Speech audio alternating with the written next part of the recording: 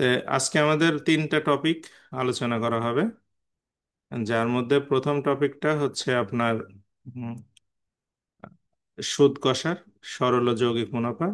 দ্বিতীয় টপিকটা হচ্ছে আর্টিকেল।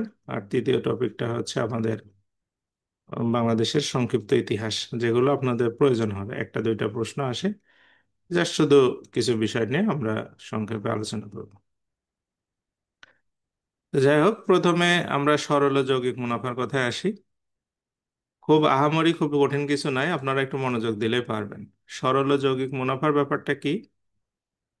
এখানে আপনি যদি কোনো টাকা ব্যাংকে রাখেন, সে ব্যাংকে রাখা টাকা যত টাকা রাখবেন তার উপরে নির্দিষ্ট পার্সেন্ট হারে যে টাকাটা পাওয়া যাবে, সে টাকার নামই হচ্ছে মুনাফা বা সুদ। সুদ আর মুনাফা একই। হ্যাঁ। তো এই আপনার এই টাকাটাকে আমরা কিভাবে বিভিন্ন অ্যাঙ্গেল থেকে ক্যালকুলেশন করা যায় সেটার নামই হচ্ছে সরল ও যৌগিক মুনাফা ক্যালকুলেশন। তো সরল মুনাফাটা কি? যদি আপনি ব্যাংকে টাকা রাখেন, সেই টাকার কি পরিমাণ মানে টাকা অতিরিক্ত পেলেন, সেটার নামই হচ্ছে মুনাফা, অন্য কিছু না। মানে আপনি 100 টাকা ধরেন ব্যাংকে রাখছেন, 110 টাকা বা 20 টাকা পেলেন, 1 বছর হোক আর 2 বছর হোক, যখনই হোক, যে অতিরিক্ত টাকাটা আপনি হাতে পেলেন সেটার নাম হচ্ছে মুনাফা। ঠিক আছে, বা সুদ। এইটাকে আমরা সাধারণভাবে সরল মুনাফা বলবো। আর আসল কোনটা? আসল হচ্ছে যে টাকাটা আপনি রাখলেন ব্যাংকে, ঠিক আছে, সেটার নাম হচ্ছে আসল। আর সুদ আসল হচ্ছে কোনটা? সুদ আসল হচ্ছে সুদের টাকার আসলের টাকা দুইটা যোগ করলে হবে হচ্ছে সুদ আসল। হুম। আর সুদের হার কি? সুদের হার হচ্ছে, সহজ কথায়, এক কথায়, আপনি যে 100 টাকাতে 1 বছরে যে কয় টাকা লাভ পাবেন সেটার নামই হচ্ছে সুদের হার, অন্য কিছু না। ঠিক আছে। 100 টাকাতে 1 বছরে আপনি যত টাকা পাবেন সেটাই হচ্ছে আপনার সুদের হার, অন্য কিছু না। হুম। ধরেন 100 টাকা রাখলেন আপনি, বছরে 10 টাকা পেলেন, 1 বছর পরে, তার মানে হচ্ছে সুদের হার হচ্ছে 10%। যদি 20 টাকা পান তাহলে 20%, যদি 11 টাকা পান তাহলে 11%। এটা হচ্ছে সুদের হার, অন্য কিছু না। ঠিক আছে। আচ্ছা, সরল সুদ আর চক্রবৃদ্ধি সুদের মধ্যে মৌলিক তফাৎ কোনটা? সরল সুদটা হচ্ছে আপনি ব্যাংকে টাকা রাখলেন, আপনার হচ্ছে সেই টাকাটা নির্দিষ্ট হারে কিছুদিন পরে কিছু টাকা পেলেন, সেটা হচ্ছে সরল সুদ। এখানে আপনার এই টাকাটা আপনার আসলের সাথে যোগ হবে না, মানে এটা আলাদা টাকা হিসাবে পেয়ে গেলেন। আর চক্রবৃদ্ধি সুদের ব্যাপারটা কিরকম হচ্ছে, যার শুধু যে টাকাটা আপনার সুদ হবে পরের বছরে, ওই আসলের সাথে ওই টাকাটা যোগ হয়ে পরের বছরে আপনার হচ্ছে আসল হয়ে যাবে। ধরেন আপনি 100 টাকা ব্যাংকে রাখলেন, 1 বছরে 20 টাকা সুদ হলো, তাহলে পরের বছরে আপনার আসল হচ্ছে 120 টাকা। ঠিক আছে। তাহলে পরের বছর 120 টাকার উপরে সুদ ধরতে হবে। তো এইভাবে আমাদের হচ্ছে মানে চলতে থাকবে, সেটার নামই হচ্ছে চক্রবৃদ্ধি সুদ। হ্যাঁ। এই দুই ধরনের ক্যালকুলেশনে আমরা শিখব। তো সুদ আসলের ম্যাথস যদি আপনি প্র্যাকটিস করতে চান, তো এই যে টার্মগুলো আমি বললাম, এই টার্মগুলো সবই আপনাকে জানতে হবে। তো এই টার্মগুলোর মধ্যে প্রথমে কোনটা ছিল? আমাদের ধরেন সুদ। ঠিক আছে। দাঁড়ান আমি কলমটাকে ইয়া কালার করে নিই। প্রথমটা ছিল হচ্ছে সুদ। তো সুদকে আমরা ইংলিশে বলি হচ্ছে ইন্টারেস্ট। ঠিক আছে। তো এটা সংক্ষেপে আমরা আই দিয়ে লিখবো। হ্যাঁ, ইন্টারেস্টকে আমরা সচরাচর আই দিয়ে প্রকাশ করব। 2 নম্বরটা হচ্ছে আমাদের আসল। ঠিক আছে। আসলকে আমরা ক্যাপিটাল বলি। ঠিক আছে। ক্যাপিটাল বা প্রিন্সিপাল বলি, যেটা খুশি। প্রিন্সিপাল বলি, আমরা এটাকে প্রকাশ করব হচ্ছে পি দিয়ে। আর সুদের হার, হার যেটা, এটাকে আমরা প্রকাশ করব আর দিয়ে, মানে রেট অফ ইন্টারেস্ট। আর সময় যেটা, বা আমরা সচরাচর বলি বছর বা সময়, যেটাই হোক, এটাকে আমরা প্রকাশ করব এন দিয়ে। হ্যাঁ। তো এই তথ্যগুলো আপনাকে যখন কোনো প্রশ্ন আপনি ডিল করবেন, তখন এই কয়েকটা বিষয় অবশ্যই আপনাকে এখান থেকে খুঁজে বের করতে হবে। ঠিক আছে। মানে মূল কথাটা হচ্ছে যে এই যে চার পাঁচটা যে আপনাকে দিলাম ইনফরমেশন, এগুলো আপনি খোঁজার চেষ্টা করবেন, যেটা মিসিং থাকে সেটাই আমরা বের করব, অন্য কিছু না। ঠিক আছে। এই আর কি। তো যাই হোক, আমরা প্র্যাকটিক্যালি মানে সমাধান করি আর আপনারা হচ্ছে রেসপন্স করবেন, হ্যাঁ, যে এখানে আমি বুঝতেছি না ভালো কি মন্দ। তাছাড়া মানে রেসপন্স না করলে ক্লাস করে আপনার কোনো লাভ হবে না।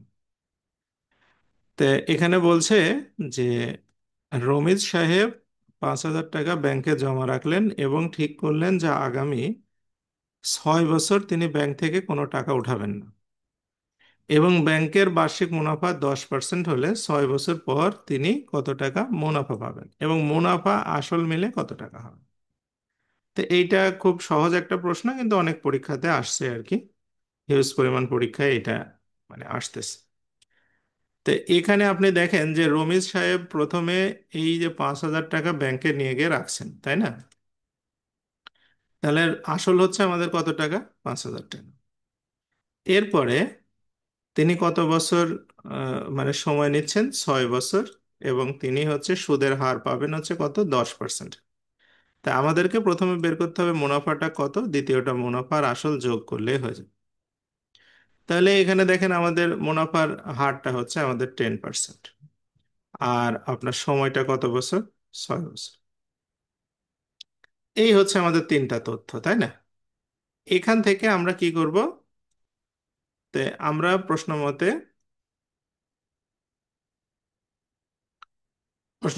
আমাদের হচ্ছে মুনাফা ব্যাপারটা কি, ধরেন একটা সহজ কথা, যে 5,000 টাকা আপনি আমাদের আসল, তাই না? 10% হারে সুদ, ঠিক আছে? কত বছর? তাহলে এটা হচ্ছে 1 বছরের সুদ। এভাবে কয় বছর লাগবে আমাদের? 6 বছর। এই টাকাটা যা হবে সেইটাই হচ্ছে আমাদের কি? মুনাফা। মুনাফাকে আমরা সংক্ষেপে বলবো হচ্ছে ইন্টারেস্ট। তো এইটাকে আমরা একটা ফর্মালি সূত্র আকারে লিখতে পারি, দেখেন। আই ইকুয়াল টু হচ্ছে এই যে 5,000 টাকা, এটাকে বলছি আমরা কি? পি। এটাকে বলছি আমরা R%, আর এটাকে বলছি আমরা এন। ঠিক আছে?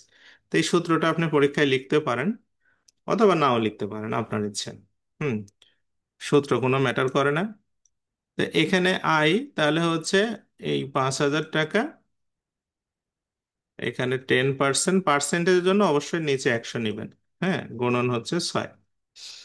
তাহলে আমাদের এই দুই শূন্য এই দুই শূন্য কেটে যাবে। তাহলে আয়ের মানটা হবে হচ্ছে 500, আর 6 মানে 3,000 টাকা। তাহলে এই 3,000 টাকা হচ্ছে আমাদের কি? মুনাফা। এখন বলছে মুনাফার আসল কত? মুনাফা প্লাস হচ্ছে আসল, এই দুইটা যোগ করলে কত হবে? তাহলে আমাদের মুনাফা হচ্ছে 3,000 টাকা, আর আপনার আসল হচ্ছে আমাদের 5,000 টাকা। এই টোটাল মিলে কত হচ্ছে তাহলে? 8,000। আচ্ছা, এই প্রশ্নটা এরকমই। আপনারা কি সবাই এটাকে বুঝতে পারছেন? কোনো কনফিউশন থাকলে আপনার হ্যান্ড রেজ করেন, অথবা ইয়ে বলবেন, হ্যাঁ।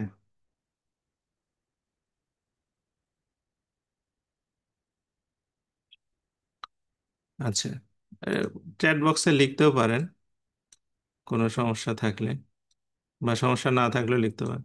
ডিজিটগুলো ডিজিটগুলো হচ্ছে যদি পরীক্ষায় বাংলায় থাকে তাহলে বাংলায় লিখবেন, আর ইংরেজিতে থাকলে ইংরেজিতে লিখবেন।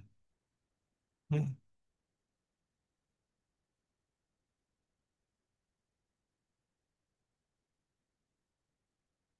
আচ্ছা, আমাদের হ্যান্ড রেজ করছিল মনে হয় একজন। কই না, কেউ হ্যান্ড রেজ করেনি। আচ্ছা, তাহলে আমরা পরেরটাতে যাই, আপনাদের কোনো কনফিউশন না থাকলে নেক্সট পরেরটাতে চলে যাই। 2 নম্বর প্রশ্ন বলছে যে শতকরা বার্ষিক 8.5 টাকা মুনাফায় কত টাকার 6 বছরের মুনাফা হবে? 2,550 টাকা। তাই আমাদের এখানে দেখেন ওনারা আমাদেরকে কি কি তথ্য দিয়ে দিছে। তথ্য হচ্ছে প্রথমে 8.5 টাকা মুনাফা, মানে মুনাফার হার 8.5%। কত টাকা মানে আসল টাকাটা নাই, সময় হচ্ছে 6 বছর, আর মুনাফা হবে 2,550 টাকা। ঠিক আছে? তাহলে আমাদের এখানে আসল টাকা কত?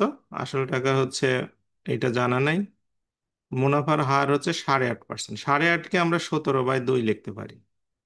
ঠিক আছে? কারণ 17কে 2 দিয়ে ভাগ করলে 8.5 হয়। আর সময় হচ্ছে আমাদের 6 বছর। তাহলে আমরা মুনাফাটা, মানে আসল মুনাফাটা দেওয়া আছে 2,550 টাকা। তা আমরা আসল টাকাটা এখান থেকে বের করব, হ্যাঁ। তো কিভাবে করব? প্রশ্ন মতে এখানে আমরা লিখি,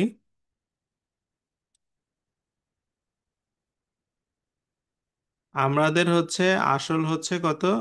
দেওয়া দেওয়া নাই, ঠিক আছে। কত পার্সেন্ট সুদের হার? 8.5%।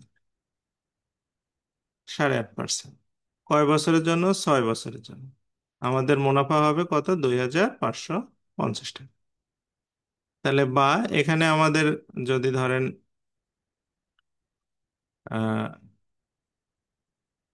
এখানে এটা যদি আমরা পি গুণন 8.5কে যদি আপনি গুণ করে দেন, 6 8 48 আর 3 51 হবে। অর্থাৎ 51 আর পার্সেন্টেজের জন্য নিচে 100, ইকুয়াল টু 2,550। ওকে। তাহলে পিটাকে আমরা এই পাশে লিখে দিই, 100 ওই পাশে গুণ হয়ে যাবে। তাহলে 2,550 গুণন 100 ভাগ হচ্ছে 51। তাহলে এটা দিয়ে যদি আমরা কাটাকাটি করি, তাহলে এটা হবে হচ্ছে কত? 5 আর 0। তাহলে আপনার হচ্ছে 5,000 টাকা। 5,000 টাকা হচ্ছে আপনার আসল টাকা, ঠিক আছে। এই আপনারা কি বুঝতে পারছেন এটা? কোনো কনফিউশন আছে কি?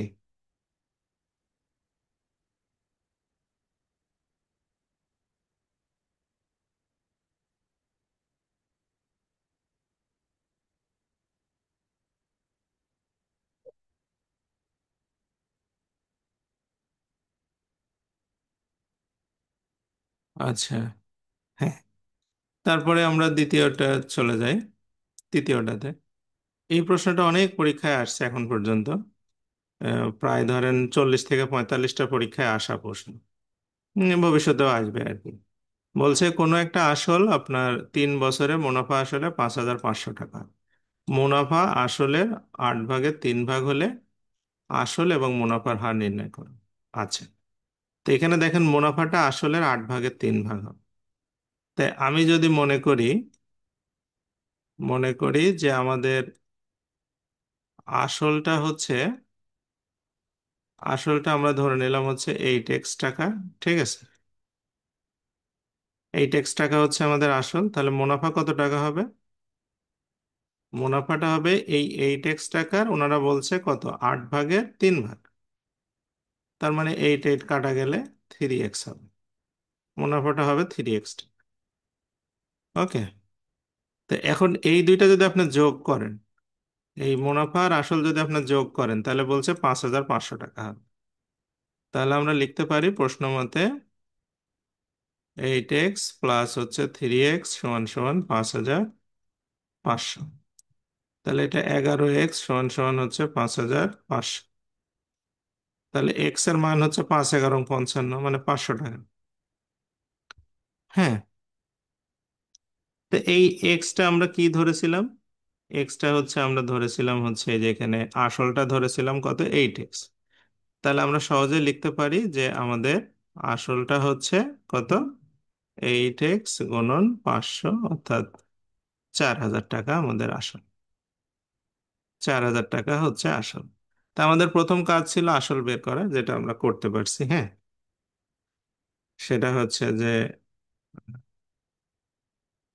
8x মানে আপনার 4,000 টাকা। মানে এটা কি বুঝতে পারছেন সবাই?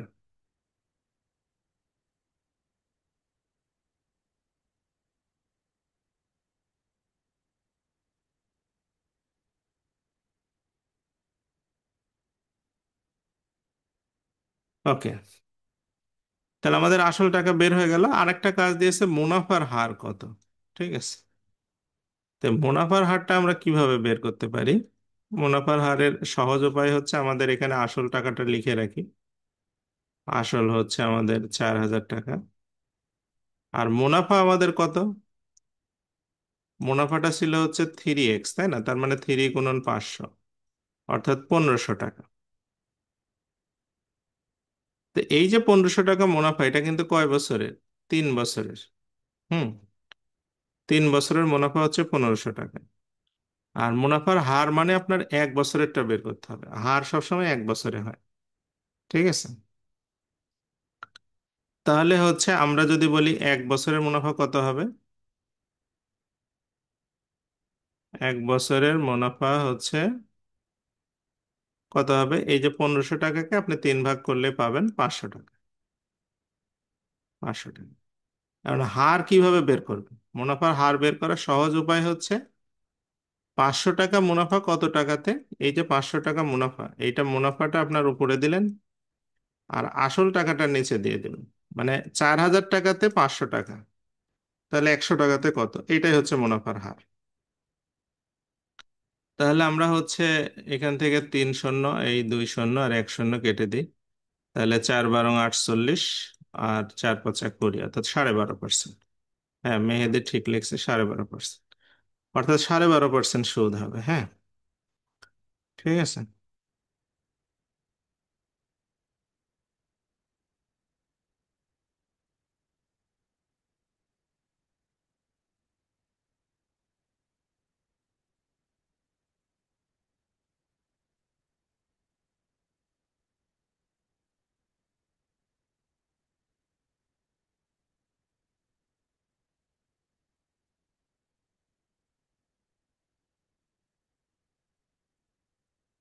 আচ্ছা, কারো কোনো কনফিউশন আছে হ্যান্ড রেজ করতে পারেন, অথবা আপনার এখানে SMS করে বলতে পারেন যদি কোনো কনফিউশন থাকে।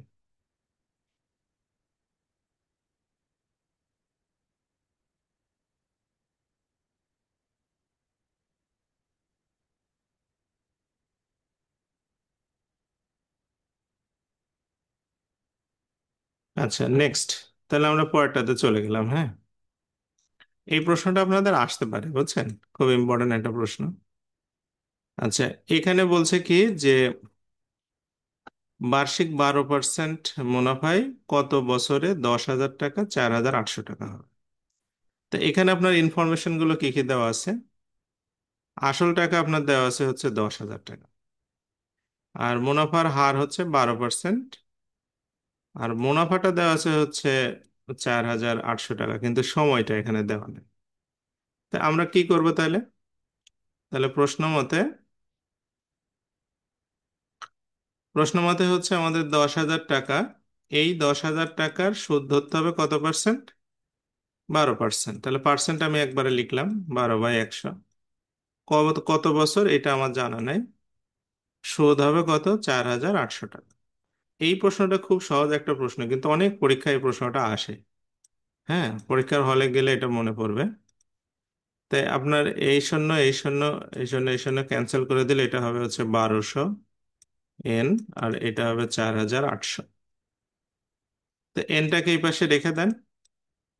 তাহলে 4,800 ভাগ হচ্ছে 1200, তাহলে সমান সমান হচ্ছে 4। তার মানে বছর হচ্ছে কত? 4 বছর। হ্যাঁ, এটা খুবই ইম্পর্টেন্ট প্রশ্ন, যদি বা খুব ছোট, বাট এটা খুব গুরুত্বপূর্ণ এবং ইম্পর্টেন্ট একটা প্রশ্ন। ঠিক আছে।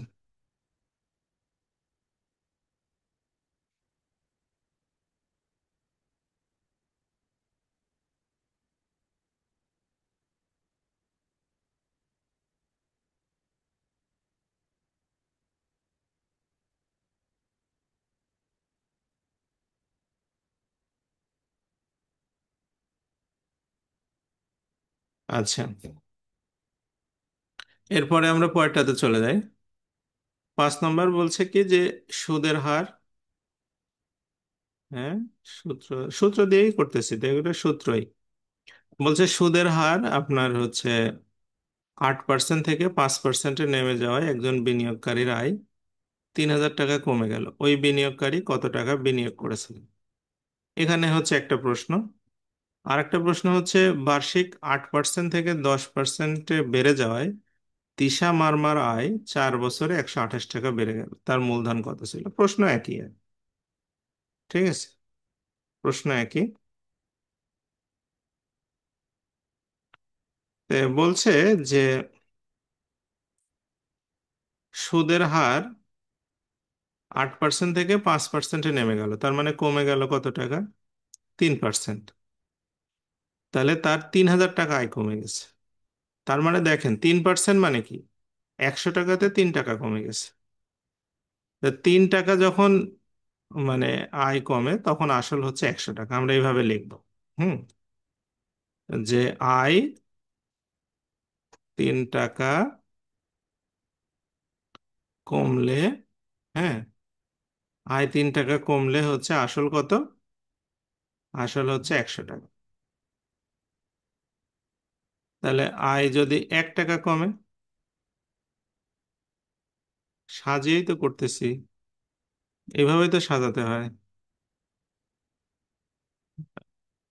আর আমার শীটে তো সুন্দর করে সাজানো আছে, দেখেন শীটে খেয়াল করলে বুঝতে পারবেন। এখানে আয় যদি আপনার হচ্ছে 1 টাকা কমে, তাহলে 100 টাকা ডিভাইডেড বাই 3 টাকা। আর আয় কমছে 3000 টাকা, তাহলে 3000 টাকা যদি আয় কমে, তাহলে কত হবে? 100 গুণন হচ্ছে 3000 ভাগ হচ্ছে 3। তাহলে এটা দিয়ে আপনার কাটলে কত হবে? 1000। ঠিক আছে। তাহলে 1000 মানে এখানে 3 শূন্য, আর হচ্ছে আপনার 2 শূন্য, 5 শূন্য, 1 2 3 4 5, এই টাকাটা হচ্ছে তার আসল। হ্যাঁ, মানে বার্ষিক আয় তার সুদের হার একজন বিনিয়োগ করে। তাহলে কত টাকা বিনিয়োগ করেছিলেন, মানে আসল হচ্ছে তাহলে তার 1 লক্ষ টাকা। পরের অঙ্কটা সেম, একই অঙ্ক।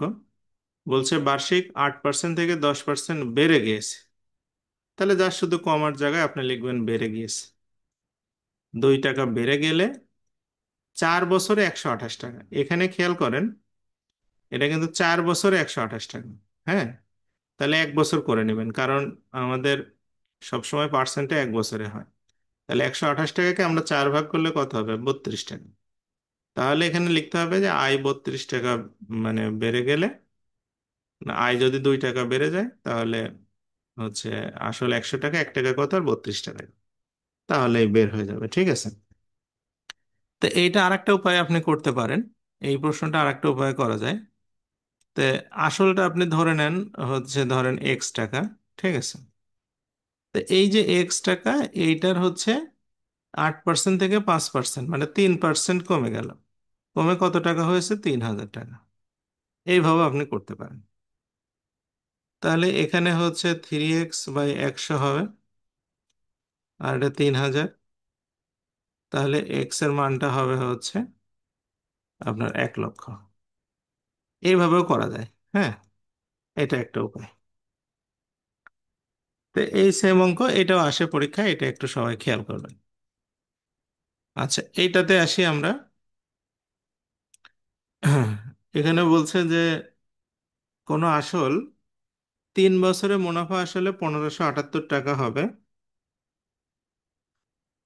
3 বছরে মুনাফা আসলে 1578 টাকা হবে, আর হচ্ছে 5 বছরে হবে 1830 টাকা। ঠিক আছে। তাহলে আসল কত আর মুনাফার হার কত?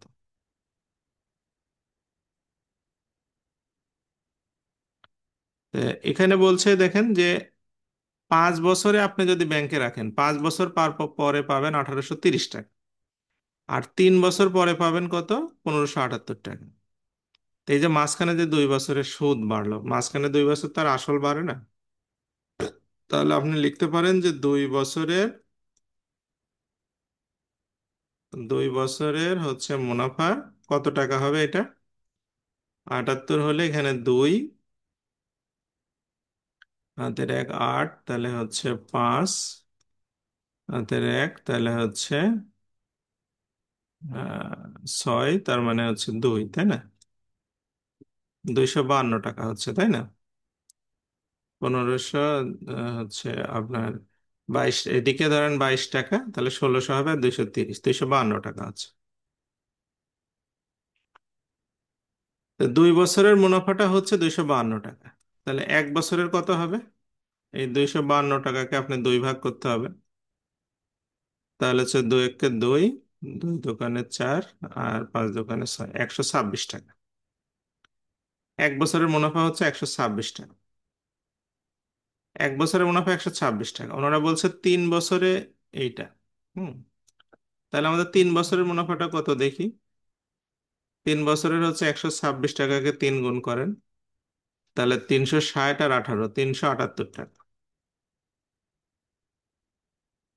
তো এখন 3 বছরে আপনার সুদ আসল মিলে হলো 1578, আর 3 বছরের সুদ হলো 378। তাহলে এখান থেকে আপনি আসল টাকাটা পেয়ে যাবেন। আসল হচ্ছে এই 1578 টাকা থেকে আপনি 378 টাকা বিয়োগ করে দেন, তাহলে কত হবে? 1200 টাকা। ঠিক আছে। তাহলে আসল হচ্ছে 1200 টাকা। এটা কি বুঝতে পারছেন সবাই? হ্যাঁ, আসল যে 1200 টাকা।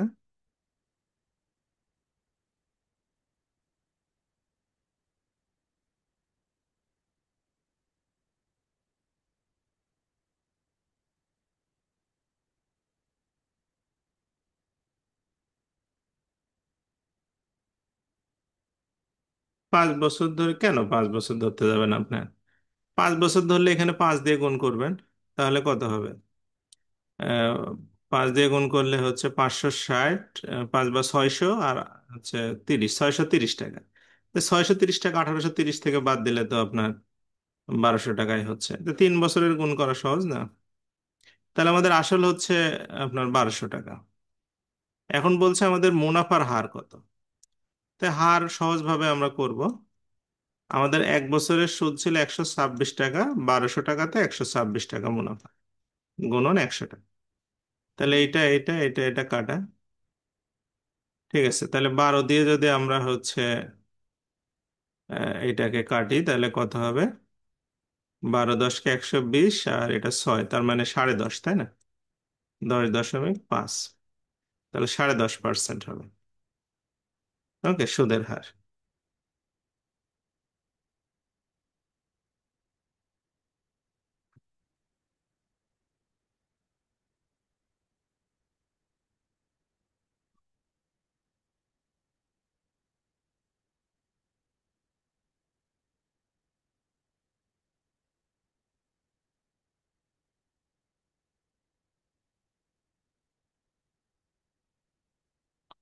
আচ্ছা, তাহলে আমরা পরেরটাতে যাই।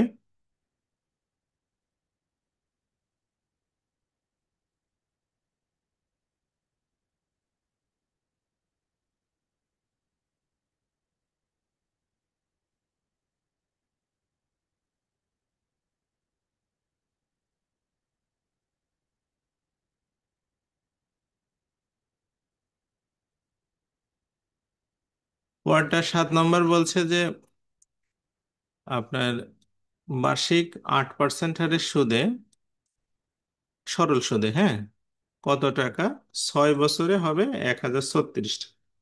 সেটা সুদ আসলে, মানে সুদ আসল মিলে হবে 1036 টাকা। তো দেখেন আপনার 100 টাকাতে 1 বছরের সুদ হচ্ছে 8 টাকা। তাহলে আসল যদি আপনার 100 টাকা হয়, আসল 100 টাকা হলে 6 বছরে আপনার সুদ আসল কত হবে? সুদ আসল হবে 100, আর 100 টাকা আপনার আসল, আর 48 টাকা হচ্ছে সুদ। 48 টাকা কেন? 1 বছরে 8 টাকা, তাহলে 6 বছরে 48, 6 টা 48 টাকা, তাহলে 148 টাকা। তাহলে আপনার এখানে লিখতে হবে সুদ আসল 148 টাকা হলে হচ্ছে আপনার আসল হচ্ছে 100 টাকা। 100 টাকা, তাহলে 1 টাকা হলে 100 ÷ 148, আর আমাদের হচ্ছে 1036 টাকা হলে, তাহলে 100 × 1036 হচ্ছে 48। ঠিক আছে।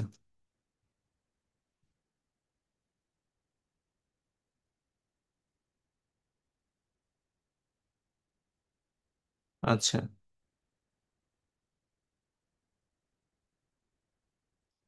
তাহলে আমাদের হচ্ছে এখানে আমরা কাটাকাটি করি।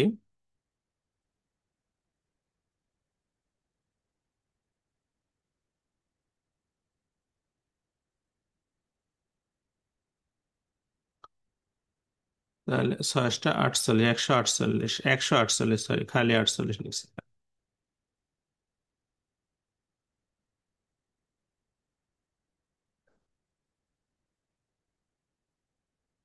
তাহলে এখানে আমরা যদি ধরেন কাটাকাটি করে ফেলি, এটা 50 হবে, আর 148 মানে হচ্ছে 74 হবে, তাই না?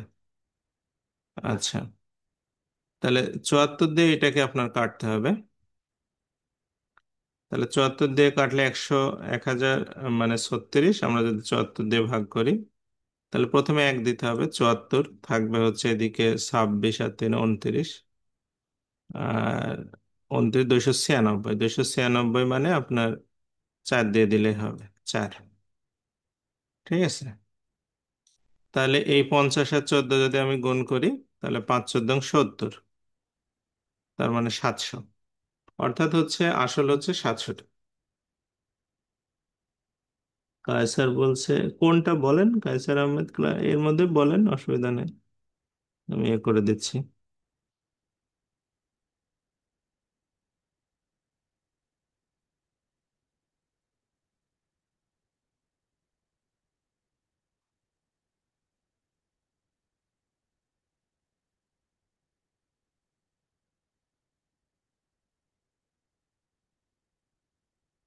আচ্ছা, দুর্জয় নাইম দেখি কি বলে।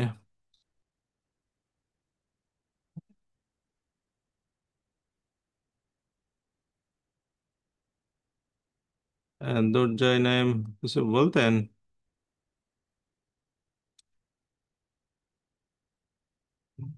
জি স্যার, আসসালামু আলাইকুম। হ্যালো। স্যার, কথা শোনা যায়? দুর্জয় নাইম কিছু বলবেন? জি স্যার। হ্যালো। স্যার, কথা শোনা যায় না? আচ্ছা, এবার হ্যালো। স্যার, কথা কি শোনা যাচ্ছে? মুস্তাক দেখি, কথাটা বুঝি আগে, মুস্তাকের সাথে একটু কথা বলি। হ্যাঁ মুস্তাক বলেন তো।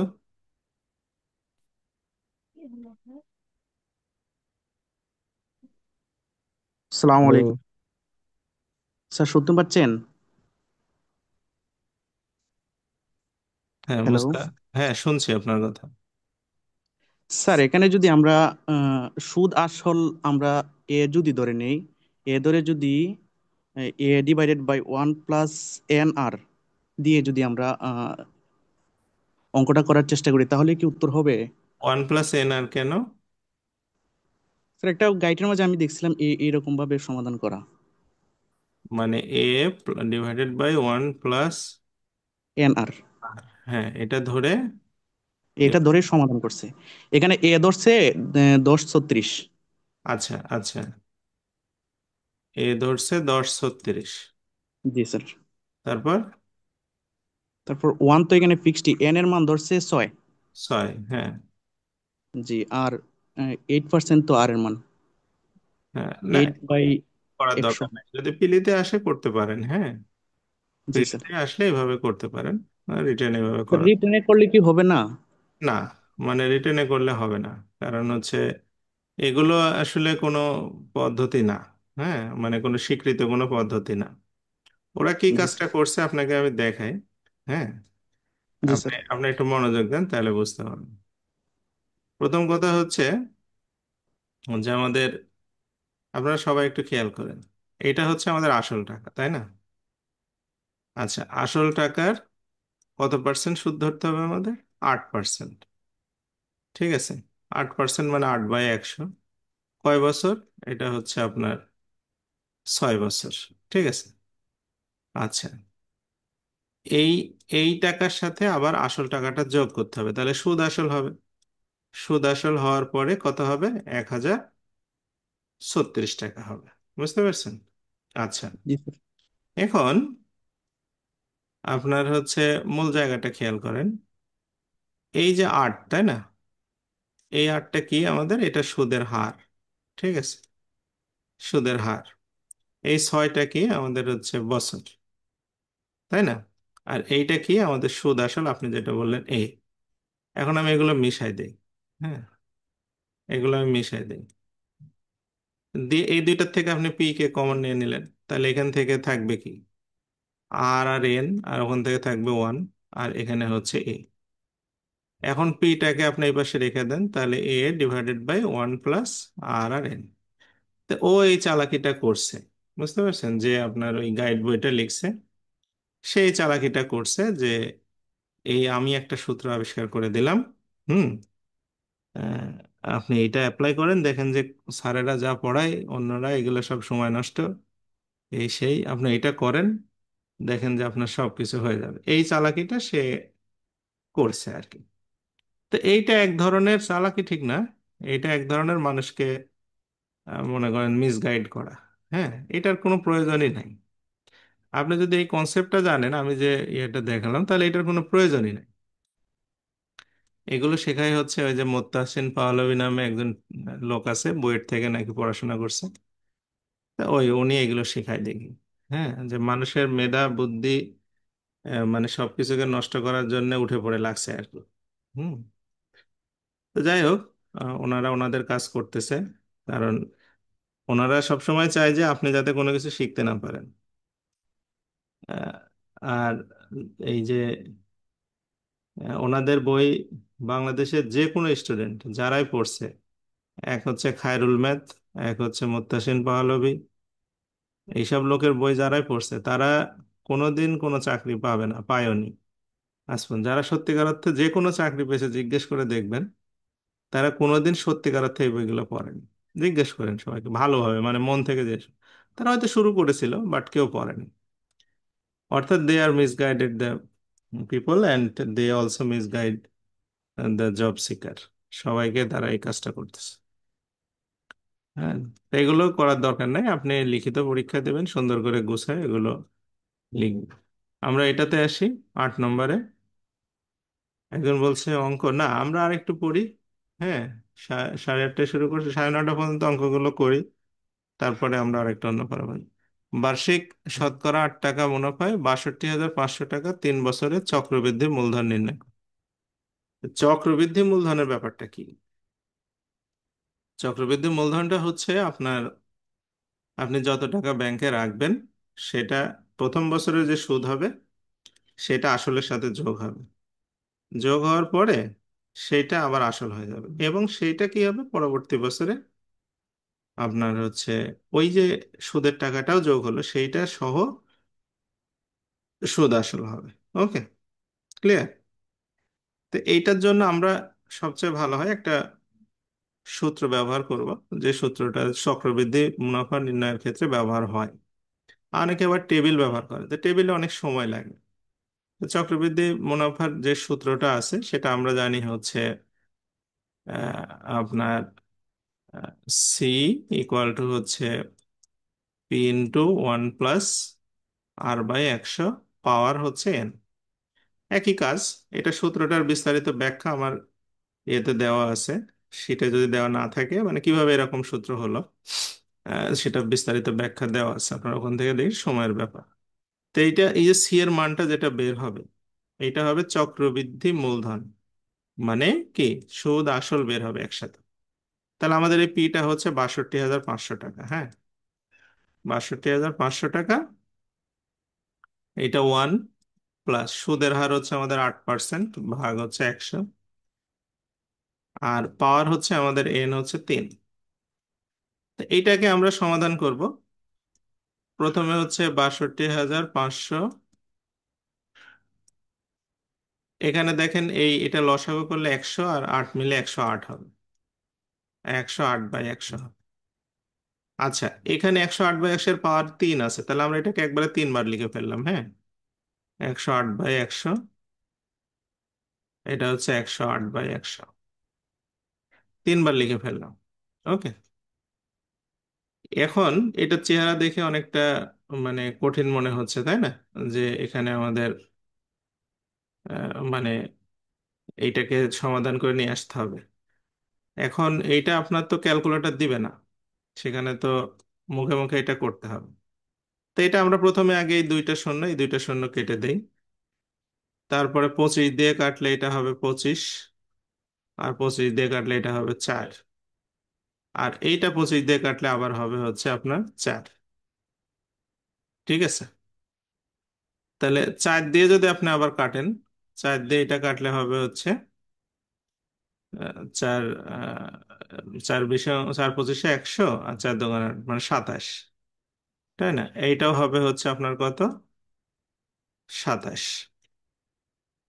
ঠিক আছে, তাহলে আমাদের মোটামুটি একটু ছোট হয়ে আসতেছে, তাই না?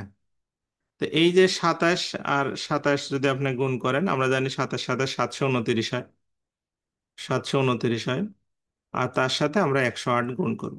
এই গুণটা আপনাকে কষ্ট করে করতেই হবে। এটা ক্যালকুলেটারে কখনোই মানে ক্যালকুলেটর দিবেও না, আর আপনি এটা হচ্ছে করতেও পারবেন না। তাহলে 8 নং 72-এর 2 হাতে থাকলো, আমার হচ্ছে 7, 8 দোকানে 16, আর সাথে 23-এর 3 হাতে 2, 56, আর 2 58। হ্যাঁ, এই ঘর কাটা যেহেতু শূন্য আছে, তিনটা শূন্য দিয়ে নিলাম। ঠিক আছে, এরপর আরেক ঘর কাটা, তারপরে হচ্ছে এটা 9, 2 আর 7। আমার মনে হয় খুব একটা সময় লাগবে না। তাহলে এটা 2, এটা 3, 8 9 17, 7 হাতে 1, 5 আর 2 7 আর 1 8, আর 7। তাহলে 78,000 আপনার হচ্ছে 732 টাকা, আমি যদি ভুল না করে থাকি। হ্যাঁ, তাহলে 78,732 টাকা। এই 78,732 টাকাটা হচ্ছে আপনার সুদ আসল। এখন বলছে লসাগু। হ্যাঁ হ্যাঁ, লসাগু মানে যেখানে আপনার 100 লসাগু, তাহলে 101 আর 8 মিলে 108 হয়। 100 আর 8, মানে এইভাবে এখানে 100 লিখলাম, তাহলে এটা হচ্ছে 100 প্লাস হচ্ছে 8, 108। তো এখন দেখেন, এই যে আমাদের অনেক সময় এই প্রশ্নটাই পরীক্ষায় আসে, আবার ওনারা বলে যে হচ্ছে আপনার ইয়ে কত, মানে সুদ কত, অনেক সময় এইটা বলে। এইটার যে টাকাটা বের হলো এটা কিন্তু সুদ আসল, বুঝতে পারছেন? 78,000। এখানে বলে যে সুদ কত, এরকমও বলে। তখন আপনি কি করবেন? এই মানে 78,732 টাকা থেকে আপনি জাস্ট শুধু এই 62,000 টাকা বাদ দিয়ে দেবেন, 62,500 টাকা বাদ দিয়ে দেবেন। তাহলে যে টাকাটা হবে সেটাই হচ্ছে আপনার সুদ। ঠিক আছে, বুঝতে পারছেন কি? তাহলে আপনার 62 ষোলো হাজার টাকা, 16,000 আপনার 232 টাকা হবে, এটা হচ্ছে সুদ। তো চক্রবৃদ্ধি সুদের অঙ্কের ক্ষেত্রে আপনার সহজ কথা হচ্ছে যে একটু ক্যালকুলেশনটা জটিল হতে পারে, অন্য তেমন কিছু জটিল হবে না। ওকে, ক্যালকুলেশনটা একটু কঠিন হতে পারে।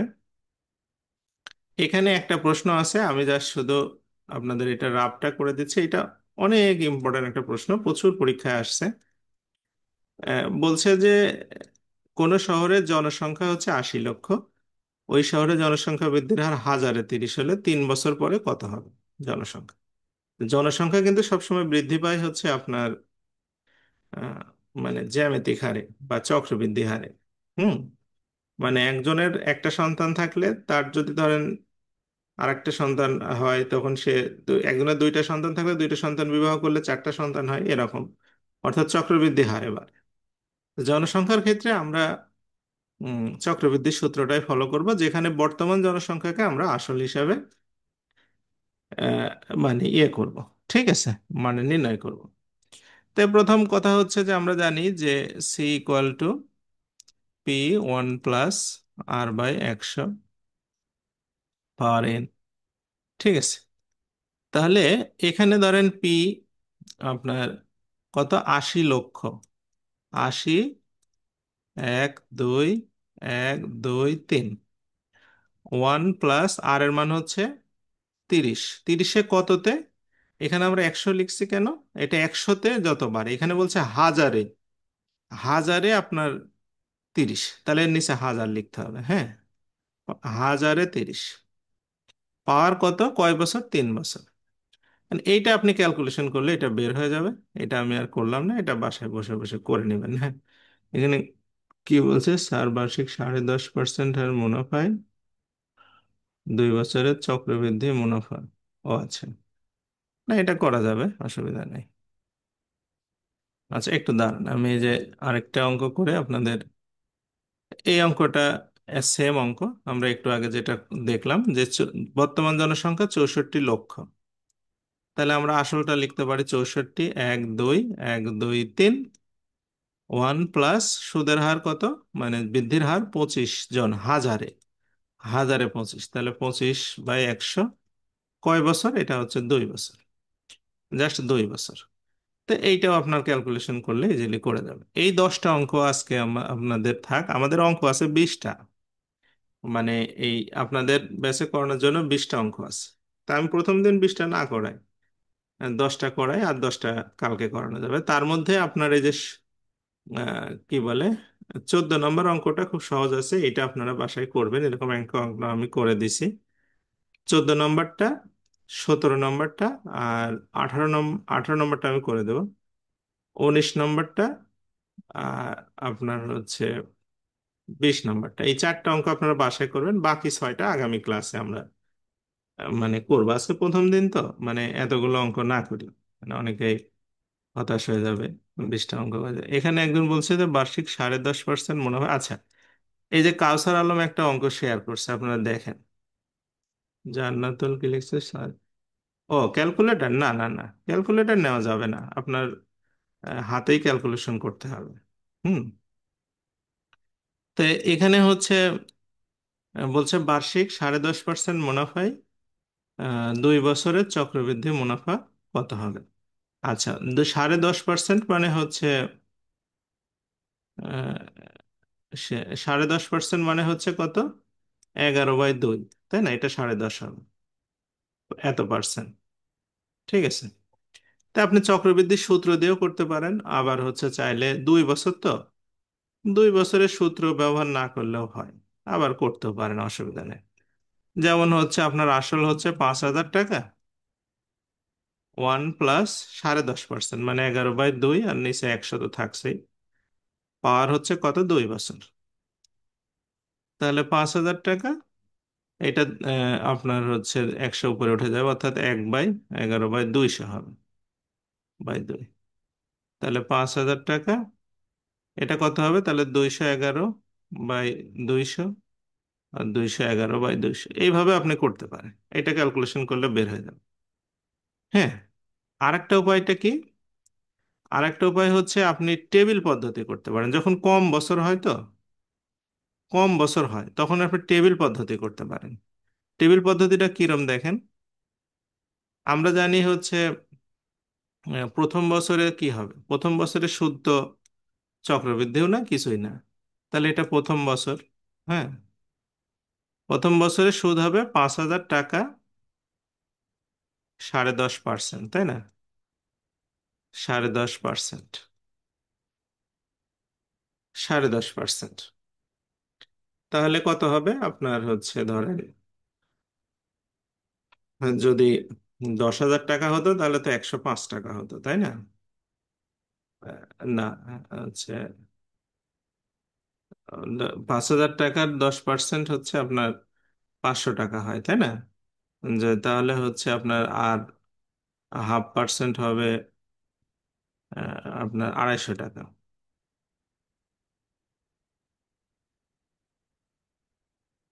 তাহলে হচ্ছে আপনার,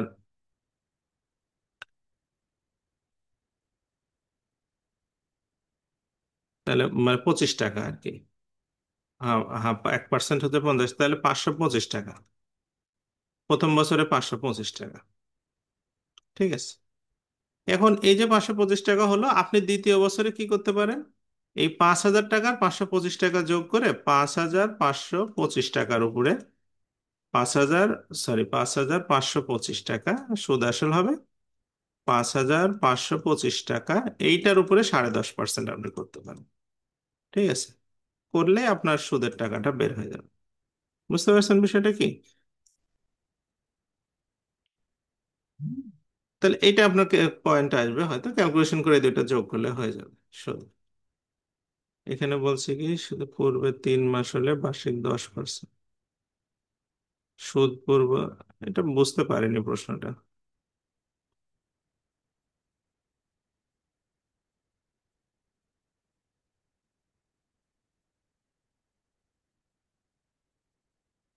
সুদ পূর্বে, পূর্ব 3 মাস হলে মাসিক 10% হারে সুদের 3,000 টাকা 9 মাসের, 3,000 টাকা 9 মাসের সুদ, বার্ষিক 10% সুদ। এটা তো চক্রবৃদ্ধি করার দরকারই নাই। আপনার বার্ষিক যেহেতু 10% সুদ, 1 বছরে আপনার, মানে এটা আপনি যেখান থেকে অঙ্কটা নিয়েছেন ওখান থেকে দিয়েন, তাহলে আমি দেখে বুঝতে পারবো। এখানে একটু কনফিউশন আছে। মনে হচ্ছে। তাহলে আপনারা আজকে যে কাজটা করবেন, এই প্রথম যে 10টা অঙ্ক আর আমি যে 4টা অঙ্কের কথা বললাম, এই 14টা অঙ্ক আপনারা আজকে বাসায় প্র্যাকটিস করবেন। ঠিক আছে? আর বাকি 6টা আমার জন্য রেখে দিবেন, আমি ওইটা কাল আগামী ক্লাসে করে দেব। আমরা আরেকটা ছোট্ট জিনিস আজকে দেখব, সেটা হচ্ছে আর্টিকেল। এখান থেকে আপনার একটা প্রশ্ন হয় পরীক্ষাতে, একটা হয়, অনেক সময় দুইটা বা তিনটা হয়, কোনো সময় পাঁচটাও হয়। তো আর্টিকেল আপনার হচ্ছে খুবই ইম্পর্টেন্ট একটা বিষয়। তা আপনাদের আর্টিকেল নিয়ে কারো যদি কোনো কনফিউশন থাকে, তাহলে ক্লাসের শুরুতে আমাকে বলতে পারেন যে আপনি কোনো কি কি সমস্যায় মানে পড়েন আর কি, তাহলে আমার জন্য একটু বুঝতে সুবিধা হবে, সেই জায়গাগুলোতে আপনাদের আমি একটু এমফাসিস দিতে পারবো। ঠিক আছে? আর্টিকেল নিয়ে কারো কোনো সমস্যা আছে কি, যে আপনারা আর্টিকেল নিয়ে কোনো প্রবলেমে পড়েছেন এখন পর্যন্ত, বা পরীক্ষায় দাগাতে গেলে? আমরা যেমন ছোটবেলায় যখন স্কুল কলেজে পড়তাম, তখন আমাদের আর্টিকেল থাকতো হচ্ছে 3টা, আর ফিল ইন দ্য ব্ল্যাঙ্কস থাকতো হচ্ছে 10টা। আমরা ইচ্ছা মতো এন দিয়ে বসাই দিতাম, তার মধ্যে দুই তিনটা হলেই হতো। হ্যাঁ, রোবেল বলেন দেখি, আর্টিকেলে আপনার কি সমস্যা মনে হয়? আনমিউট করেন। সালাম আলাইকুম স্যার, শুনছেন? হ্যাঁ, শোনা যাচ্ছে, বলেন। স্যার আমি আর্টিকেল নিয়ে আপনি একটু আলোচনা করেন, আমি আর্টিকেল বুঝি না। মানে কি কি বুঝেন না, মানে আর্টিকেল নিয়ে কি সমস্যা হয়? মানে আর্টিকেল কোথাও কি কোনটা বসবে? ও আচ্ছা আচ্ছা, মানে আপনার হচ্ছে যে ব্ল্যাঙ্কটা থাকে, কোনো কোনো জায়গায় ক্রস আসে, যে কোনো কোনো জায়গায় আর্টিকেল হবে না, এরকম কিছু হয়। জি। সেই জায়গাগুলো নিয়ে একটু সমস্যা হয়, তাই তো? জি। যেমন মোস্তাক বলছে যে কোন কোন জায়গায় আর্টিকেল বসবে না আর কি, এরকম কিছু বিষয় থাকে। আচ্ছা, তা আমরা শুরু করি। তা আর্টিকেল জিনিসটা কি দেখেন, আর্টিকেলটা হচ্ছে একটা আপনার এক ধরনের ডিটারমিনার বলা যায়। তো আমাদের ইংলিশে হচ্ছে 3টা আর্টিকেল বসে, একটা হচ্ছে এ, অ্যান আর দা। তো এই এ অ্যান দি আপনার হচ্ছে আর্টিকেল কিন্তু সবসময় নির্ভর করে হচ্ছে সাউন্ডের উপর, সাউন্ডস। এটা নট হচ্ছে ওয়ার্ডস। আমরা নর্মালি যেটা করি ইংলিশে, কিন্তু আপনার সাউন্ডস এবং ওয়ার্ডস এর মধ্যে বেসিক কিছু তফাৎ আছে, আপনারা এটা কি জানেন কিনা? আচ্ছা, আমি জাস্ট শুধু একটা ছোট্ট উদাহরণ দেই, তাহলে আমি বুঝতে পারবো যে আপনার সাউন্ডস ওয়ার্ডস ক্লিয়ার কিনা। তাহলে আমাদের আর্টিকেল বুঝতে একটু সুবিধা হবে। যেমন,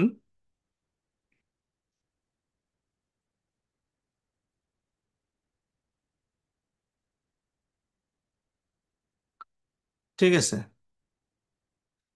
আচ্ছা, তারপরে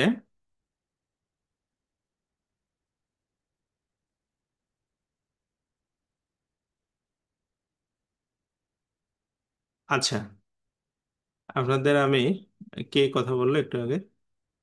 রোবেল না? হ্যাঁ, রোবেল, আপনি কি শুনতে পাচ্ছেন? শুনছি স্যার। আচ্ছা, আপনি এই এই দুইটা জিনিস বলেন তো, এইটার এটার উচ্চারণ বলেন তো।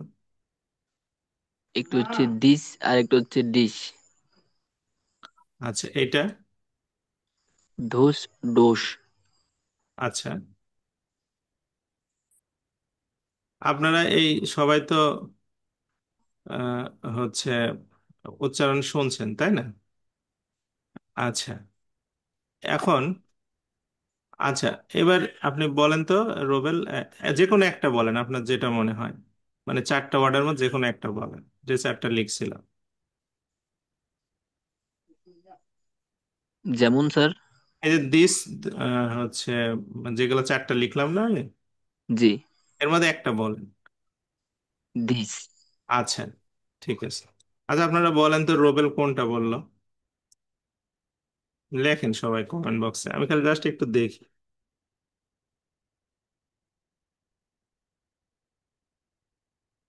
আশিক বলছে দিস। আচ্ছা, দিস, দিস, দিস। আচ্ছা, তানজিমা বলছে তাই। তার মানে আপনারা হচ্ছে, আচ্ছা, আমি আমি দুইটা বলি, আপনারা বলেন তো, আমি একটা উচ্চারণ করবো, আপনারা বলবেন ওটা কোনটা বলবো। This, this. কোন প্রথমটা কোনটা, পরেরটা কোনটা? দিস, দিস, প্রথমটা ডিশ, পরেরটা দিস। হ্যাঁ, তার মানে আপনারা সাউন্ডস মোটামুটি ক্লিয়ার আছে, কোনো সমস্যা নাই। মানে ইংলিশের সাউন্ডস কিন্তু হচ্ছে বোঝা না, প্রথমটা দিস নাই, প্রথমটা বলছি দিস, দিস।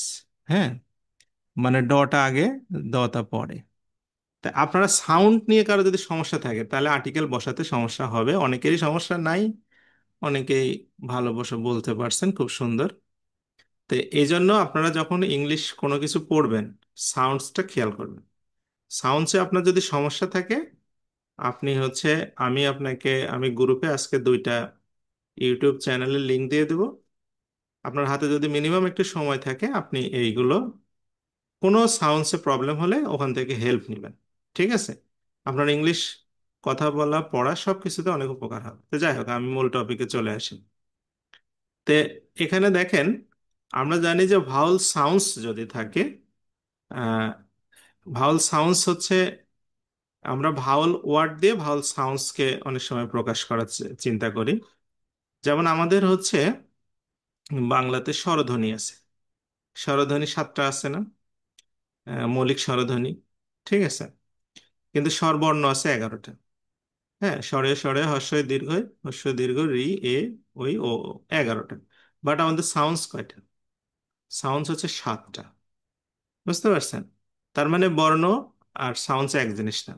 তা আমাদের নর্মালি আমরা যে কাজটা করি, ইংলিশ সাউন্ডস বোঝা খুব কঠিন, এই জন্য আমরা ভাওয়াল যে, মানে লেটার গুলো আছে, অ্যালফাবেট গুলো আছে, ভাওয়ালের যে সেটটা আছে সেইটাকে পূর্বে আমরা সচরাচর এন বসাই। হ্যাঁ, যেমন এ, ই, আই, ও, ইউ যে 5টা হচ্ছে আপনার আছে সেখানে এন বসাই। বাট যদি সাউন্ডসটা ইউ হয় তখন হচ্ছে এটা বলবে হচ্ছে এ বসবে, কিন্তু উচ্চারণ হবে হচ্ছে আহ। হ্যাঁ, আহ, মানে এরকম উচ্চারণ, সোজা কথা। যেমন হচ্ছে আ ইউনিভার্সিটি, ইউ এর উচ্চারণ হলে আপনার আহ হবে, ah university, ah universal, ah euphemism, ah unanimous, ah European, ah eunuch, unique, ah unit, ah uses. হ্যাঁ, আইওলজি। ওকে। তে আর বাদ বাকিগুলোর ক্ষেত্রে এই যেখানে 4টা আমার দেওয়া আছে, টোটাল কয়টা আছে? তিন, তিন, মানে 12টা, আর 2 3 15টা, এই 15টাই পরীক্ষায় আসে, এই 15টার থেকে প্রশ্ন হয়। এগুলা খেয়াল রাখবেন যে এগুলো ভাওয়াল ওয়ার্ড দেখলেও সাউন্ডস এর কারণে, ইউ সাউন্ডস এর কারণে আপনার হচ্ছে এটা আর্টিকেল বসবে এ। যেমন আমরা কিছু এক্সাম্পল দেখি। যেমন এখানে বলছে নাসিম ইজ ইউনিভার্সিটি স্টুডেন্ট, তো এটা হবে Nasim is a university student. এখানে কিন্তু এন না। ওকে, অনেক সময় আমরা এন বসায় ফেলি, ভুল করি। তারপরে England is European country, England is a European country. Iron is useful, U এর উচ্চারণ হচ্ছে তাহলে a useful metal. Metre is unit of length, এটা হবে metre is a unit of length. হ্যাঁ, তারপর দিস ইজ ইউনিক কেস, অর্থাৎ this is a unique case. হ্যাঁ, আ। ওকে, এই পাঁচটার মধ্যে থেকে, এই পাঁচটার মধ্যে থেকে একটা আসে। আপনার আর্টিকেল যদি কোনো কনফিউশন থাকে, এই পাঁচটা যদি মনে রাখতে পারেন, তার মধ্যে স্পেশালি এইটা আর এইটা, এই 2টার মধ্যে থেকে একটা আসে। হ্যাঁ, আচ্ছা, আমরা নেক্সট পার্টটাতে যাই। ও যেটা, ও তো হচ্ছে ভাওয়াল, তাই না? তা ও দ্বারা যুক্ত সকল ধরনের শব্দের পূর্বে হচ্ছে অ্যান বসবে, শুধু ওয়ান। হ্যাঁ, এর হচ্ছে আগে এ বসবে। যেমন এখানে দেখেন দিস ইজ ওয়েসিস, এটার আগে অ্যান বসলে কোনো সমস্যা নেই, কিন্তু এইটা ওয়ান। যেমন I saw a one eyed man when I was walking the road. হ্যাঁ, অর্থাৎ হচ্ছে আমি যখন রাস্তা দিয়ে হাঁটছিলাম তখন এক চোখ অন্ধ একজন মানুষকে দেখলাম। তো এখানে আপনি লক্ষ্য করেন যে এই, এই ওয়া, ওয়া উচ্চারণ যেটা ওয়ান, হ্যাঁ, ও দ্বারা শুরু হচ্ছে আর্টিকেল, এইটাই আসে, এটা 90% পরীক্ষাতে আসে। এটা একটু মনে রাখার চেষ্টা করবেন। আচ্ছা, give me one taka note. Okay, এবার আমরা চলে আসি যে সাউন্ডস, আপনাকে দেখতে হবে সাউন্ডসটা ভাওয়াল সাউন্ডস না কনসোনেন্ট সাউন্ডস? যেমন এখানে বলছে he is B B A student. B হচ্ছে কনসোনেন্ট সাউন্ড, বি দিয়ে শুরু হচ্ছে, B B A consonant sound, তাহলে এটার আগে আর্টিকেল বসবে আ। কিন্তু হিজ এমবিবিএস, এম এর উচ্চারণ প্রথমে কি দিয়ে শুরু হচ্ছে? এ দিয়ে, অর্থাৎ ভাওয়াল দিয়ে, তাহলে এটার আগে হবে এন। যেমন this man has LLB degree, এটা কি হবে বলেন দেখি? এলএলবি ডিগ্রি,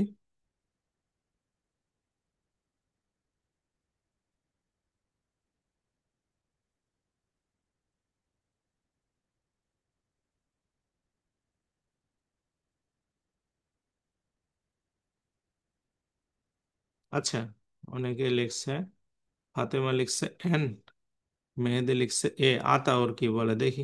আতাউর বলেন।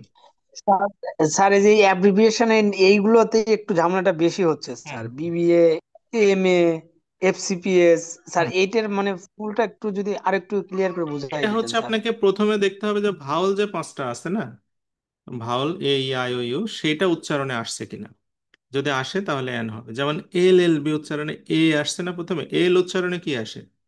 এ আসে, তাহলে হচ্ছে এটা এন হবে। যেমন বি বি এ, বি বি এ উচ্চারণে প্রথমে বি আসে, তাহলে আর এ এন বসানোর দরকার নেই, ওখানে আ বসাবেন। যেমন আতাউর, এটা খেয়াল করে, এটা কি আছে? He is F R C S, তাই না? তাহলে এফ আর এফ এর উচ্চারণে এফ, তাহলে এ এটা আগে আসছে না?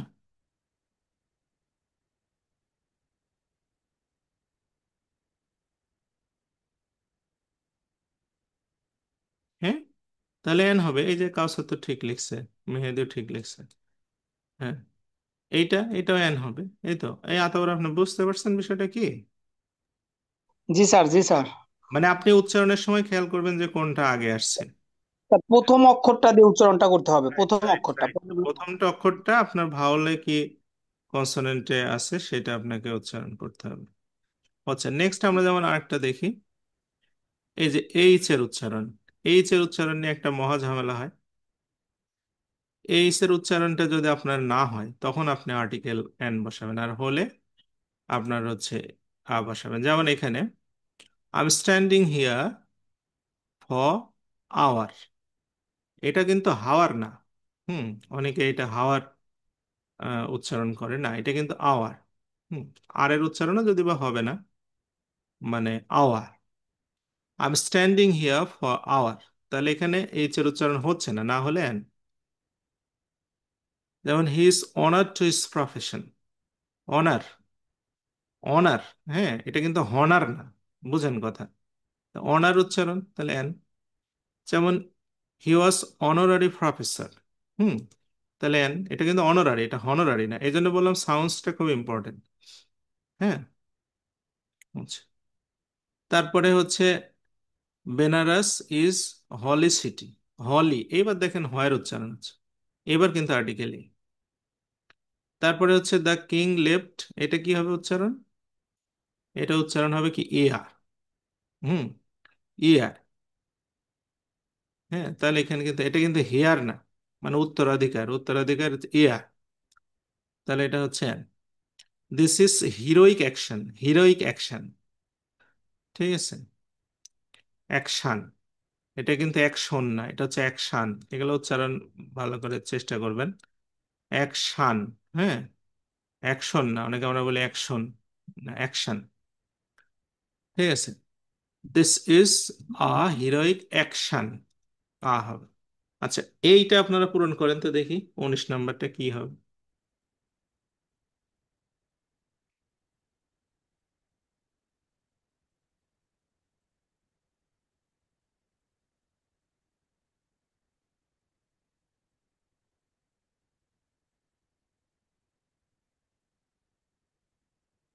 প্রথমটা হচ্ছে এন, পরেরটা হচ্ছে,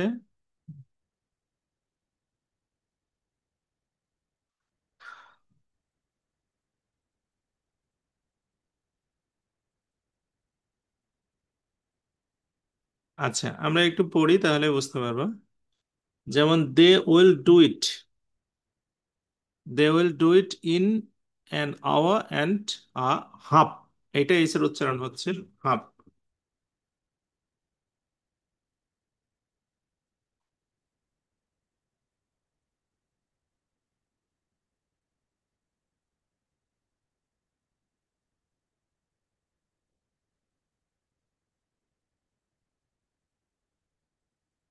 আচ্ছা, তাহলে প্রথমটা হচ্ছে অ্যান, পরটা হে। হ্যাঁ, ঠিক আছে।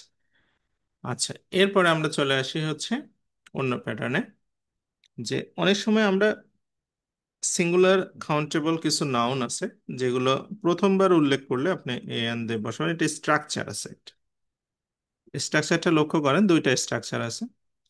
একটা স্ট্রাকচার হচ্ছে যে বাক্যে তো সাবজেক্ট থাকবেই, ভার্ব থাকবেই, আর্টিকেল বসবে, সিঙ্গুলার কাউন্টেবল নাউন হবে, অথবা ওটায় ভার্ব থাকবে, আর্টিকেল বসবে, তার সাথে একটা অ্যাডজেক্টিভ বসবে, সিঙ্গুলার কাউন্টেবল, মাঝখানে একটা অ্যাডজেক্টিভ বসতে হয়। দুই ধরনের স্ট্রাকচার হয়।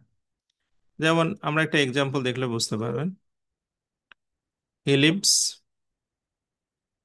He lives comfortable life, comfortable life. তাহলে এখানে হচ্ছে আমাদের লাইফটা হচ্ছে নাউন, হ্যাঁ, আর কমফোর্টেবলটা হচ্ছে কি আপনার অ্যাডজেক্টিভ। ঠিক আছে, তাহলে এরকম যে কম্বিনেশন গুলো আসে, আর এটা তো সাবজেক্ট, এটা হচ্ছে ভার্ব, তো মাঝখানে তাহলে আপনার একটা আর্টিকেল বসবে। তো এখানে এ না এন বসবে সেটা নির্ভর করবে যার আগে বসাবেন তার উপরে। তাহলে আর্টিকেল এ বসবে। যেমন the English are wise nation. তাহলে এখানে হচ্ছে ওয়াইজটা হচ্ছে আপনার কি অ্যাডজেক্টিভ, নেশনটা হচ্ছে আপনার নাউন। তাহলে অ্যাডজেক্টিভ আর নাউন, তার সামনে একটা আর্টিকেল বসবে।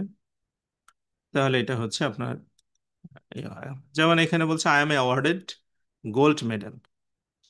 গোল্ড হচ্ছে এখানে কি অ্যাডজেক্টিভ, মেডালটা হচ্ছে নাউন। তাহলে গোল্ড মেডেল সামনে একটা আর্টিকেল। বুঝতে পারছেন কি বিষয়টা কি? হ্যাঁ, এটা খুব সহজ আছে না? আর্টিকেল খুব সহজ জিনিস অবশ্য।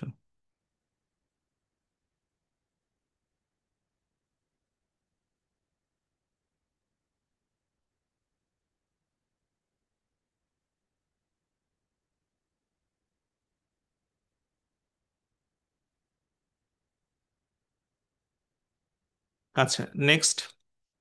যেমন দিস ইজ ইজি টাস্ক। এখানে ইজি, ই সাউন্ড আছে, এন হবে আর্টিকেল। যেমন এটা দেখেন, you will receive S M S, S M S, এর উচ্চারণ হচ্ছে, তাহলে এর আগে এন, এল সাবজেক্ট, তাহলে সাবজেক্টের আগে হচ্ছে a. The sun is a star, star মানে একটা নাউন, নাউনের আগে আর্টিকেল হবে। হ্যাঁ, এই আর কি। যেমন I need visa to go abroad. তাহলে ভিসা নাউন, সাবজেক্ট ভার্ব, তারপরে হচ্ছে কি নাউন থাকলে আ ভিসা হবে। It's quarter to six, quarter to six মানে 6টা হচ্ছে 15, তাই না? কোয়ার্টার টু সিক্স মানে 15 মিনিট বাকি। তাহলে আহ, এটা দ্বারা 15 মিনিট নাউন বোঝাচ্ছে হবে। হ্যাঁ, এরপরে এইটা খুবই আসে পরীক্ষায়, যে আপনি যদি কারোর সাথে তুলনা করেন বা কারো মতো হওয়ার চিন্তা করেন, এরকম যদি হয় তাহলে আর্টিকেল এ অথবা এন বসবে। বিশেষত এ বসে। যেমন হচ্ছে you are a Nazrul I see. হ্যাঁ, মানে তোমাকে তো দেখতে নজরুলের মতো মনে হয়। এটা আপনি কাউকে নজরুলের সঙ্গে তুলনা করেন। আইসি মানে কি? আইসি মানে হচ্ছে এটা হচ্ছে আমার মনে হয়। আইসি মানে আমি দেখি না, এটা হচ্ছে আমার মনে হয়, বা এটা একটা এক্সপ্রেশন আর কি। যেমন হচ্ছে তুমি তো দেখতে নজরুলের মতো, আরে তুমি তো নজরুল, এরকম ভাবে কথা বলে না। ও অনেকে আবার এইভাবে বলে, দেখেন যে ও তুমি তো একদম নজরুল হয়ে গেছো। হুম, এই টাইপের যখন তুলনা হয় তখন সেটা হচ্ছে আ বসবে, you are a Nazrul. He thinks he is Rabindranath. সে ভাবে যে সে নিজে নিজে রবীন্দ্রনাথ, আর রবীন্দ্রনাথ। ঠিক আছে। He wants to be Shakespeare. তিনি শেক্সপিয়ার হতে চায়, শেক্সপিয়ারের মতো হতে চায়, তুলনা, তাহলে আর শেক্সপিয়ার। ওকে। তো কোনো ব্যক্তি মানুষের নামের পূর্বেও আপনার হচ্ছে এই আর্টিকেল বসবে যখন একজনের সাথে আরেকজনের তুলনা হবে। আচ্ছা, এরপরে আমরা সুপারলেটিভ ডিগ্রিতে চলে আসি। সুপারলেটিভ ডিগ্রি বলে আমাদের একটা ডিগ্রি আছে, আপনারা জানেন। যে গুড, বেটার, বেস্ট, এটা একটা এক্সাম্পল থাকে। Positive, comparative, superlative. যেমন টল, টলার, টলেস্ট। হ্যাঁ, তো ফাইন, ফাইনার, ফাইনেস্ট। এগুলোকে আমরা পজিটিভ, কম্পারেটিভ, সুপারলেটিভ ডিগ্রি আকারে সাজাই। সেখানে আপনার হচ্ছে আমাদের মোস্ট একটা সুপারলেটিভ ডিগ্রি আছে, তো মোস্টের আগে আমরা নর্মালি দা বসাই দিই, তাই না? হ্যাঁ, the most beautiful lady in the world, এভাবে ধরেন বলি আমরা, দা সরাসরি আমরা বসাই দিই, কিন্তু সবসময় কিন্তু দা বসবে না। এটা পরীক্ষার হলে কনফিউশন হয়ে যায়, এবং এই প্রশ্নগুলো দিয়ে দিয়ে থাকে। যেমন দেখেন, his most intelligent boy in the class. তো এইটার আগে দা বসবে। এর কারণটা হচ্ছে আপনি যখন কারোর সাথে তুলনা করবেন, বাক্যটা ভালো করে আগে পড়বেন যে কি বলতে চেয়েছে। আর ওখানে যদি আপনার তুলনা করে, তাহলে আপনার অবশ্যই আপনি দা বসাবেন। আর যদি তুলনা না হয়, যেমন হি স মোস্ট ওয়ান্ডারফুল সাইট, সে একটা সুন্দর দৃশ্য দেখলো, এটা কি কারোর সাথে তুলনা হচ্ছে? না। আর এখানে কিন্তু তুলনা হচ্ছে, কারণ হচ্ছে অনেক ছেলেগুলোর মধ্যে সে হচ্ছে মোস্ট ইন্টেলিজেন্ট। ওকে, সো তুলনা না হলে আর্টিকেল আ, তুলনা যদি হয় তাহলে আপনার আর্টিকেল হচ্ছে দা। আর he leads most unhappy life, এখানে আ বসালেই হবে। কারণ কি, যে সে একটা খুব খারাপ জীবনযাপন করছে, কারোর সাথে তুলনা। যে নূর আলম অনেক টাকার মালিক, আমরা গরিব মানুষ, এরকম তুলনা হচ্ছে না। জাস্ট শুধু নিজে সে কতটুকু লাইফ আনহ্যাপি লিড করে সেটা প্রকাশ করছে। ওকে, এবার আমরা হচ্ছে ডিটারমাইনারের কথা আসি। ডিটারমাইনারের ক্ষেত্রে দেখবেন যে অনেকগুলো মানে অ্যাডজেক্টিভ থাকে। যেমন a few, a little, a lot of, good deal of, great many of, এরকম ছোট ছোট। যেমন আ ফিউ মানে খুবই কম। হ্যাঁ, I have a few friends, এটার অর্থ হচ্ছে আমার একদম বন্ধু নেই বললেই চলে। I have little money, I have a little money, আমার কাছে টাকা পয়সা নেই বললেই চলে। রাসেল মাস্টারের মতো, হ্যাঁ, আমার কাছে একটি টাকাও নেই। আই হ্যাভ আ লিটিল মানি, ঠিক আছে। তো যদি লিটিল মানি হয় তাহলে একটি টাকাও থাকবে না। উনি হচ্ছে এখন আবার দেখি নিজে একটা ফেসবুক পেজ খুলছে, খুলে ওখানে দেখি আবার একটা ভালো পোশাক আশাক পরে একটা সোফার সামনে বসে আজকে একটা ছবি দিয়েছে যে আমি 12,500 টাকা বেতন পেয়ে এই সোফাটা কিনেছি, এরকম ভাবে। তাই আসলে একজন মানুষের মানে সেন্স অফ হিউমারের খুব বাজে অবস্থা। সেইগুলো করতেছে শিক্ষক মানুষ, ভয়াবহ অবস্থা। দেখা যাক, মানুষ তাকে খুবই পচানি দিছে, সেও বিরক্ত। আচ্ছা, এখানে এখানে বলছে হি মেড ফিউ মিস্টেকস। হ্যাঁ, অর্থাৎ আ ফিউ মিস্টেকস মানে সে অল্প কিছু ভুল করেছে। হ্যাঁ, রাসেল স্যার তো ওনার ধরেন ফেসবুক যে পেজ খুলে ফেলছে, সেখান থেকে অনেক টাকা ইনকাম করতে পারবে, এই ভালো একটা, এটা খারাপ না। হুম। আমার একজন মানে আমার ওয়াইফের বোনের হাজবেন্ড আছে একজন, উনিও ভাইরাল সারা বাংলাদেশে। ডান্সার বাসু নাম, খুব ডান্স করে সে, খুব বাজেভাবে ডান্স করে। সবাই তাকে পছন্দ করে, অপছন্দ করে, গালাগালি করে ফেসবুকে। বাট সে এগুলো করে। তাকে আমি একদিন বললাম, তো বলছে কেউ গালাগালি করা মানে সে আমাকে ফলো করে, এটা বিশাল ব্যাপার। রাসেল, এই পাঙ্গাস মাস্টারের নাম শোনেননি? মুস্তাক, নেটে সার্চ দিবেন আজকে, তাহলে তো আপনি মোটামুটি আউট অফ নেটওয়ার্ক আছেন। ভালো পড়াশোনার ক্ষেত্রে এটা ভালো, খারাপ না। বাংলাদেশের কোনো মানুষ তো আমার মনে হয় না জানা নাই। এখানে বলছে I want only a little sugar in my tea. বলছে আমি আমার চাই অল্প একটু চিনি। হ্যাঁ, অল্প একটু চিনি আর কি, মানে খাবো, তাহলে আ little sugar. A great many of students attended the test, অর্থাৎ হচ্ছে অনেক স্টুডেন্ট টেস্ট অ্যাটেন্ড করছে। এই ধরনের আপনার যতগুলো ডিটারমাইনার আছে সবগুলোর সামনে আপনার আর্টিকেল অবশ্যই। এরপরে আমরা চলে আসি হচ্ছে মেনি, এরপরে আ অথবা এন একটা বসে। যেমন many a good boy failed, মানে অনেক ভালো ভালো ছাত্র পাস ফেল করেছে। Many a man was patient, মানে অনেক মানুষই আর কি হচ্ছে অনেকের মধ্যে একজন লোক ছিল যে অসুস্থ হয়ে গেছিল, এরকম। ওকে, এরপরে আমরা চলে আসি হচ্ছে এইটা আমি একটু পরে পড়াচ্ছি আপনার এই যে আর্টিকেলের প্রকৃতিতে যেগুলো আছে এগুলো একটু পরে মানে লাস্টে গিয়ে পড়াচ্ছি। ওটার সাথে আরো কিছু কানেক্টেড আছে তো আমাদের এই জায়গাতে কিছু একটা আর্টিকেলের সমস্যা আছে। দাঁড়ান, এটা মনে হয় আমি একটা স্কিপ করে আসলাম একটা হ্যাঁ এটা আমাদের জাতি আর ভাষা। এখান থেকে একটা প্রশ্ন হয় প্রত্যেক পরীক্ষাতে আসে। জাতি আর ভাষা কি? জাতি যদি বোঝায় একটা ওয়ার্ড দ্বারা জাতি বোঝাতে পারে, ভাষা বোঝাতে পারে। যেমন হচ্ছে আপনার বাংলা ভাষা জাতি একই। হ্যাঁ, বাঙালি জাতি আগে তো বাংলা বলতেই বাঙ্গাল বলতো, বাঙ্গাল ভাষা বাঙ্গাল জাতি। ঠিক আছে। তে এখন তো ভাষা হারিয়েছে, যেমন ইংলিশ ভাষা ইংলিশ জাতি। ঠিক আছে। তাহলে হচ্ছে আপনার এই যদি আপনার জাতির নামে হয় তাহলে হচ্ছে দা বসে, কিন্তু ভাষার নামে দা বসে না। যেমন ইংলিশ আর ইন্ডাস্ট্রিয়াস, এখানে হচ্ছে আপনার ইংলিশ জাতিকে বোঝাচ্ছে, অর্থাৎ ইংরেজ জাতি, যদিও বা মিথ্যা কথা। দা ইংলিশ আর ইন্ডাস্ট্রিয়াস, পৃথিবীতে একমাত্র ইন্ডাস্ট্রিয়াল জাতি হচ্ছে বাঙালি। মানে ইন্ডাস্ট্রিয়াস মানে যারা পরিশ্রমী, পরিশ্রম করে এবং করতে পছন্দ করে, একমাত্র বাঙালি জাতি ছাড়া এটা সম্ভব না। সারা পৃথিবীর কর্মঘণ্টা এবং কাজের প্যাটার্ন যোগ করলে বোঝা যাবে। হ্যাঁ, আর পৃথিবীর সবচেয়ে লুটপাট করা যে জাতি সেটা হচ্ছে ইংলিশ। বাট এগুলো আমরা এখন পড়তেছি, কি করব।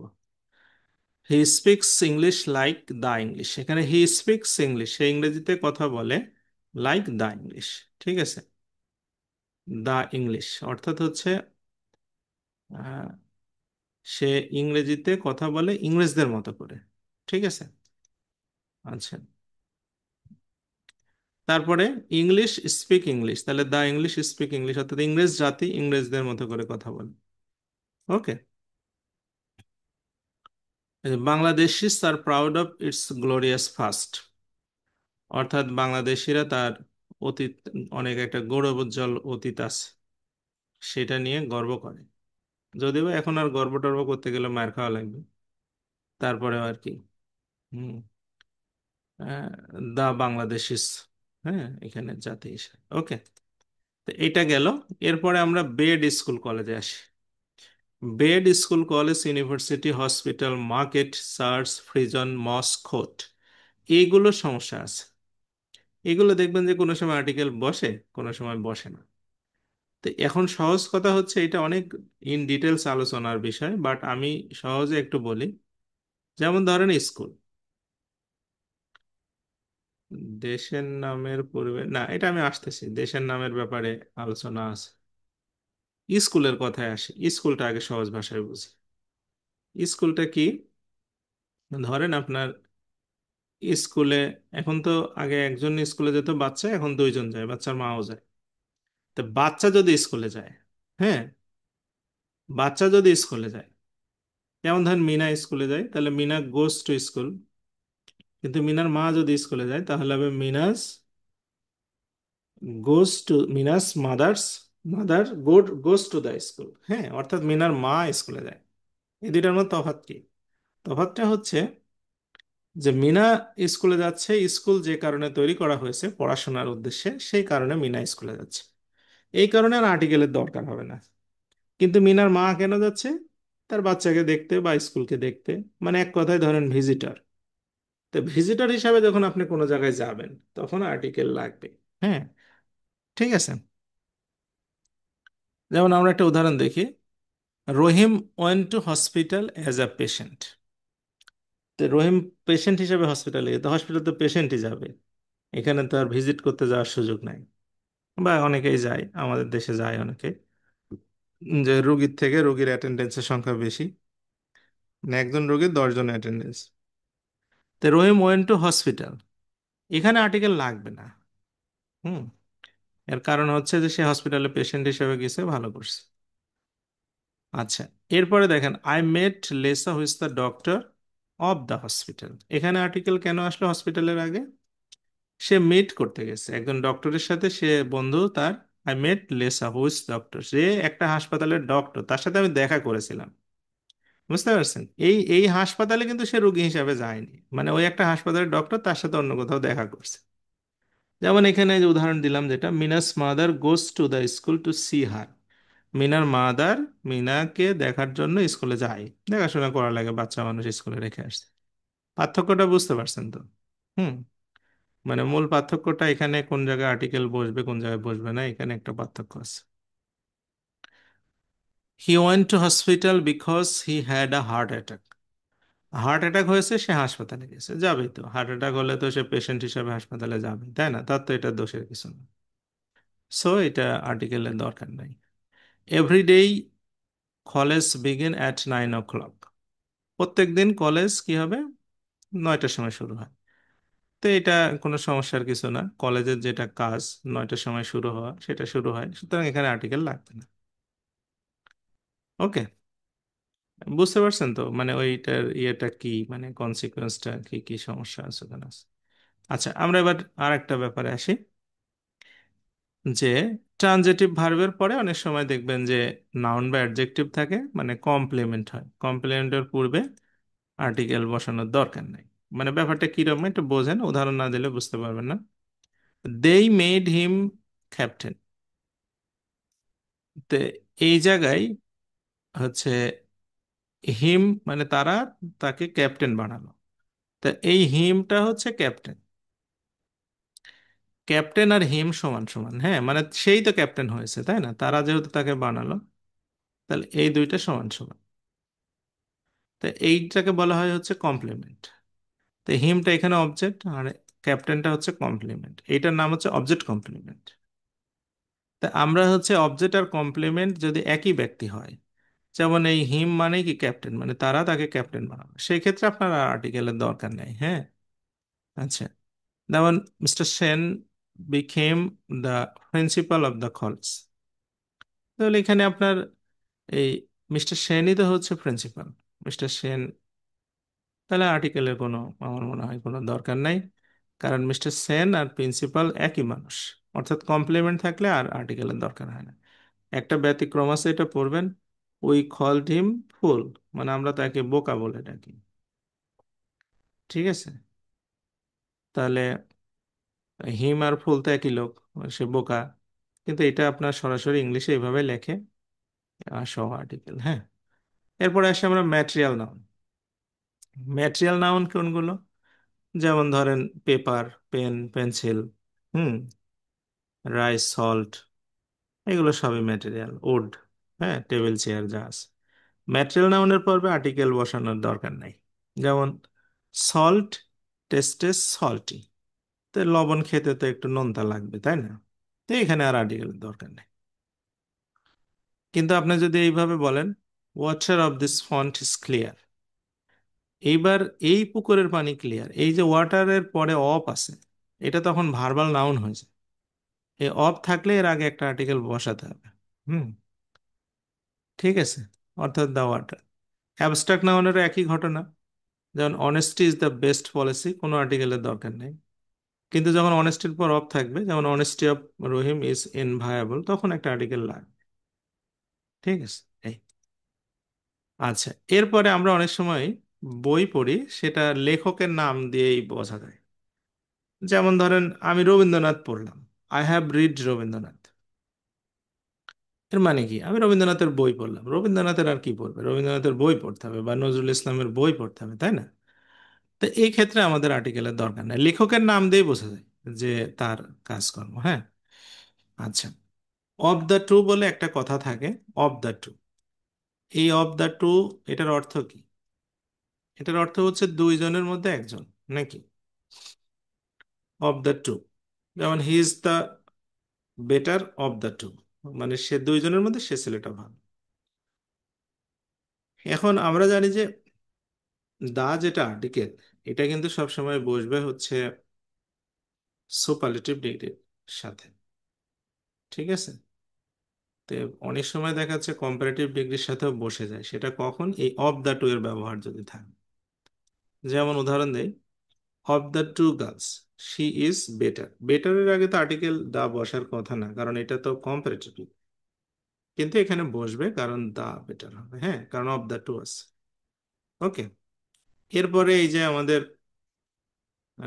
নূর আলম বলছে দেশের কথা, দেশের ব্যাপারে আমি আসি।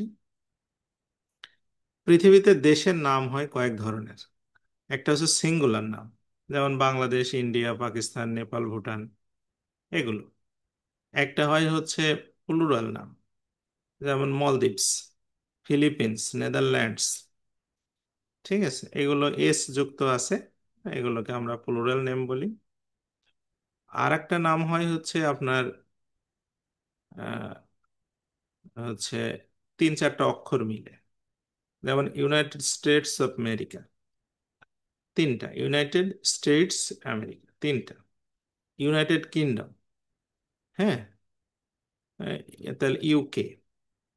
আমাদের এই যে আমার এক বন্ধুর বাসা ছিল উলিপুর কুড়িগ্রামে, সে পরিচয় দিত যে ইউকে, বলে যে আই এম ফ্রম ইউকে, মানে উলিপুর কুড়িগ্রাম। আর হচ্ছে ইউএই, অর্থাৎ ইউনাইটেড আরব এমিরেটস। তো এরকম দেখবেন দুইটা তিনটা অক্ষর দিয়ে কিছু দেশের নাম আছে। ঠিক আছে, আর কিছু দেশের নাম আছে আবার দিক, দিক দিয়ে, যেমন north Korea, south Korea, south Africa, এরকম কিছু আছে। তে এইগুলোর কি কোনটার আগে কি বসবে, যেমন যেগুলো অনেকগুলো অক্ষর থাকে, যেমন ইউএসএ, এর আগে আর্টিকেল দা বসাবেন। যেগুলো প্লুরাল, তার আগেও আর্টিকেল দা বসাবেন। সিঙ্গুলার আর দিকের ক্ষেত্রে আর্টিকেল বসানোর দরকার নেই, যেমন বাংলাদেশের আগে আর্টিকেল বসানোর কোনো দরকার নেই, ইন্ডিয়া, নেপাল, এগুলোর আগে আর্টিকেল বসানোর কোনো দরকার নেই। ঠিক আছে, আর নর্থ কোরিয়া, সাউথ কোরিয়া, এগুলো লাগবে না। যেমন we will leave Dhaka for the USA হবে, হ্যাঁ, ইউএসএ। তো এগুলো তো আমরা পারবো। সুপারলেটিভ ডিগ্রি আগে আর্টিকেল, যেমন honesty is the best policy, best হচ্ছে সুপারলেটিভ, তার আগে একটা আর্টিকেল দা বসালেন। Dhaka is the largest city, largest আগে দা বসালেন। এইটা আসে পরীক্ষায় 65 নম্বর, খুব ইম্পর্টেন্ট। দা প্লাস অ্যাডজেক্টিভ যখন হয় তখন এটা প্লুরাল বোঝায়, যেমন দা rich, the poor, the virtuous, the meritorious. হুম, the rich are not happy, হ্যাঁ, মানে বড় লোকেরা নাকি সুখী হয় না। এখানে দা রিচ একসাথে বোঝাচ্ছে সকল বড় লোককে বোঝাচ্ছে, যদি বা কথাটা মিথ্যা। তারপরে দা ভার্চুয়াস আর অলওয়েজ হ্যাপি, যারা সৎ গুণ সম্পন্ন মানুষ, ভার্চুয়াস মানুষ, তারা সুখে থাকে, তাদের কোনো টেনশন থাকে না, অর্থাৎ দা ভার্চুয়াস। ওকে, আচ্ছা, এই যে আমি ওখানে একটা ইয়ে বলেছিলাম যে পৃথিবীতে অনেক সময় বিভিন্ন বস্তু বা কোনো বই পুস্তক বা সংবাদপত্র বা কোনো বিল্ডিং, এগুলো জাস্ট ওয়ান অ্যান্ড অনলি, ঠিক আছে, একটা থাকে। সেগুলোর ক্ষেত্রে আর্টিকেল দা বসবে, যেমন the Quran, the Bible, the Gita, the Daily Star পত্রিকা, the Titanic, the Padma, the মেঘনা। মানে দুনিয়াতে যেগুলো ধরেন সংবাদপত্র, জাহাজ, ট্রেন, এরোপ্লেন, ঠিক আছে, নদী, সাগর, উপসাগর, এগুলো যেগুলো একটা আছে, অনলি ওয়ান, সেগুলোর আগে আর্টিকেল বসাতে হবে। ওকে, তবে কিছু কিছু জায়গা আছে এখানে একটু খেয়াল রাখতে হবে। এই 20 সালে আপনি খেয়াল রাখবেন হচ্ছে এভারেস্ট, সন্দ্বীপ, আমাদের চট্টগ্রামে একটা আছে না, সন্দ্বীপ। এই দুইটা আসে পরীক্ষায়, 90% পরীক্ষাতে এই দুইটা আসে, এর আগে আবার আর্টিকেল বসানোর দরকার নেই। ঠিক আছে, এগুলো যদি বা একটা আছে দুনিয়ায়, বাট লাগবে না। যেমন দ্য আর্থ ইজ রাউন্ড, আর্থ মানে প্ল্যানেট আমাদের একটা আছে। The moon shines S night, Rubel বলছে সন্দীপ, সন্দীপে, বাহ ভালো। সন্দীপ, সন্দীপ স্পেশাল, স্পেশাল দ্বীপ, হ্যাঁ। তারপরে হচ্ছে স্কাই ইজ ব্লু, ঠিক আছে, স্কাই তো আমাদের single, earth moves around the earth হবে একটা আছে। এইগুলো, হ্যাঁ, Brahmaputra is the longest river in Bangladesh, the I read the Quran, হ্যাঁ, ওয়ান অ্যান্ড অনলি আছে দুনিয়া। I lived in Netherlands, Netherlands এর কথা বললাম, প্লুরাল দেশ। মাউন্ট এভারেস্টের আগে আর্টিকেলের দরকার নেই, সন্দ্বীপের আগে আর্টিকেলের দরকার।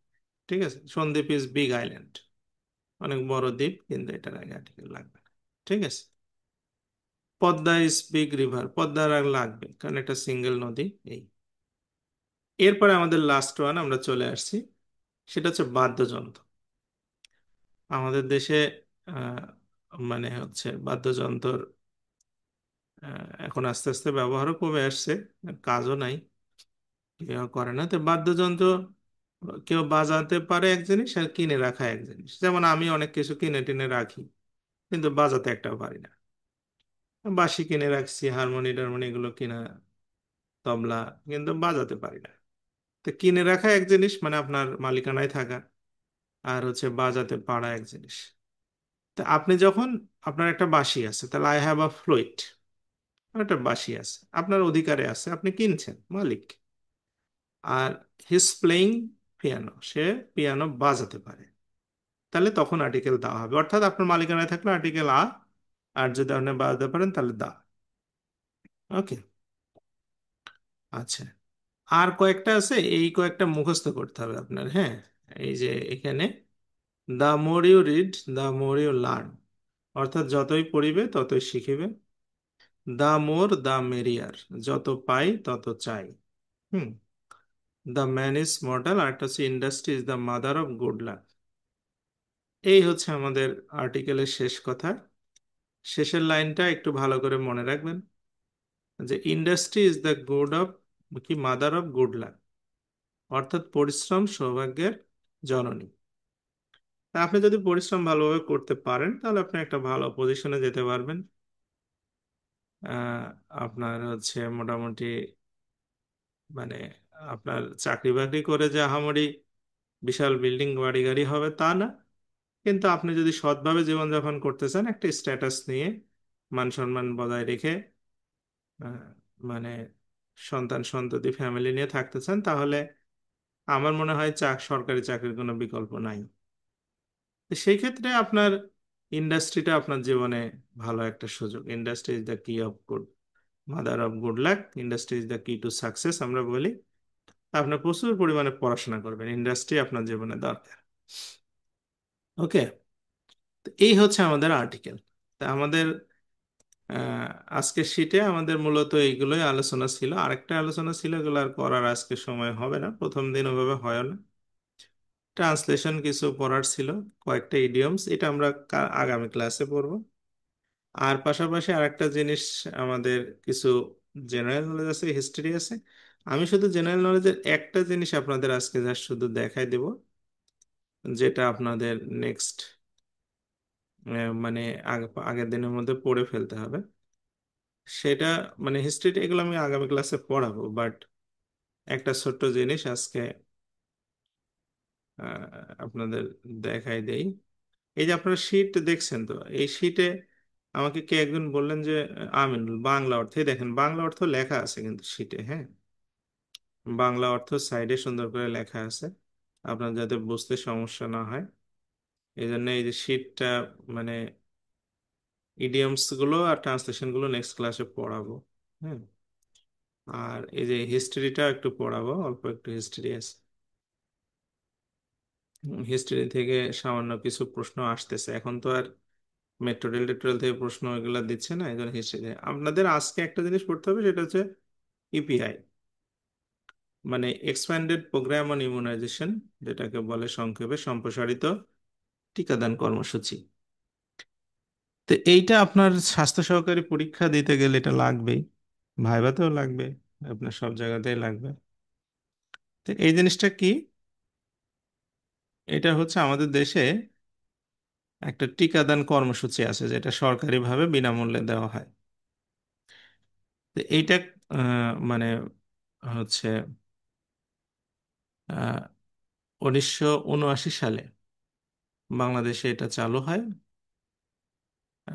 তখন টিকাদান কার্যক্রম খুব কঠিন ছিল, মানুষের ভিতরে সচেতনতা কম ছিল, মানুষ বিভিন্ন গোঁড়ামির কথাবার্তা বলে, যেমন আজকে দেখলাম করোনার টিকা নিয়ে নাকি ক্যান্সার হবে, এই কথা বলছে কে, বাটপা শাহেদ।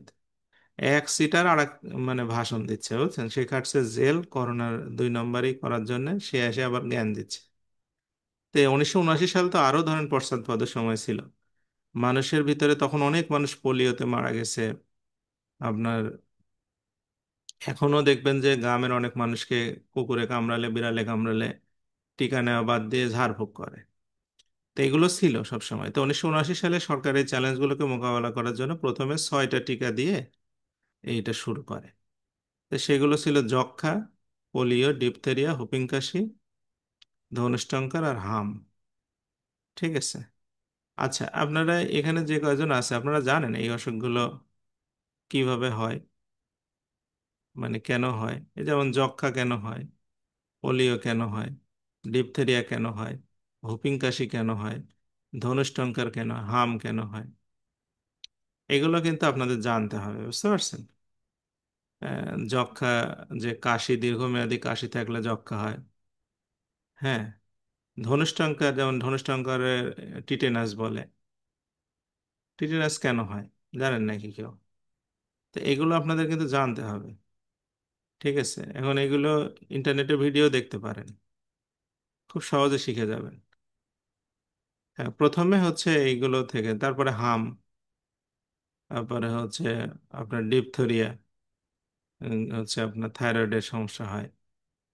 ঠিক আছে, তো যেমন আপনার কোনো যদি পেরেখানে বা কোনো কিছুতে বড় ধরনের কেটে যায়, কোনো কাঁচি বা কোনো স্টিলের জিনিসপত্র দিয়ে বা কোনো কাঠের আঘাতে যদি অনেক দূর কেটে যায় বা ব্লাড অনেক সময় ধরে বের হয়, তাহলে আপনার টিটেনাসের টিকা নিতে হবে।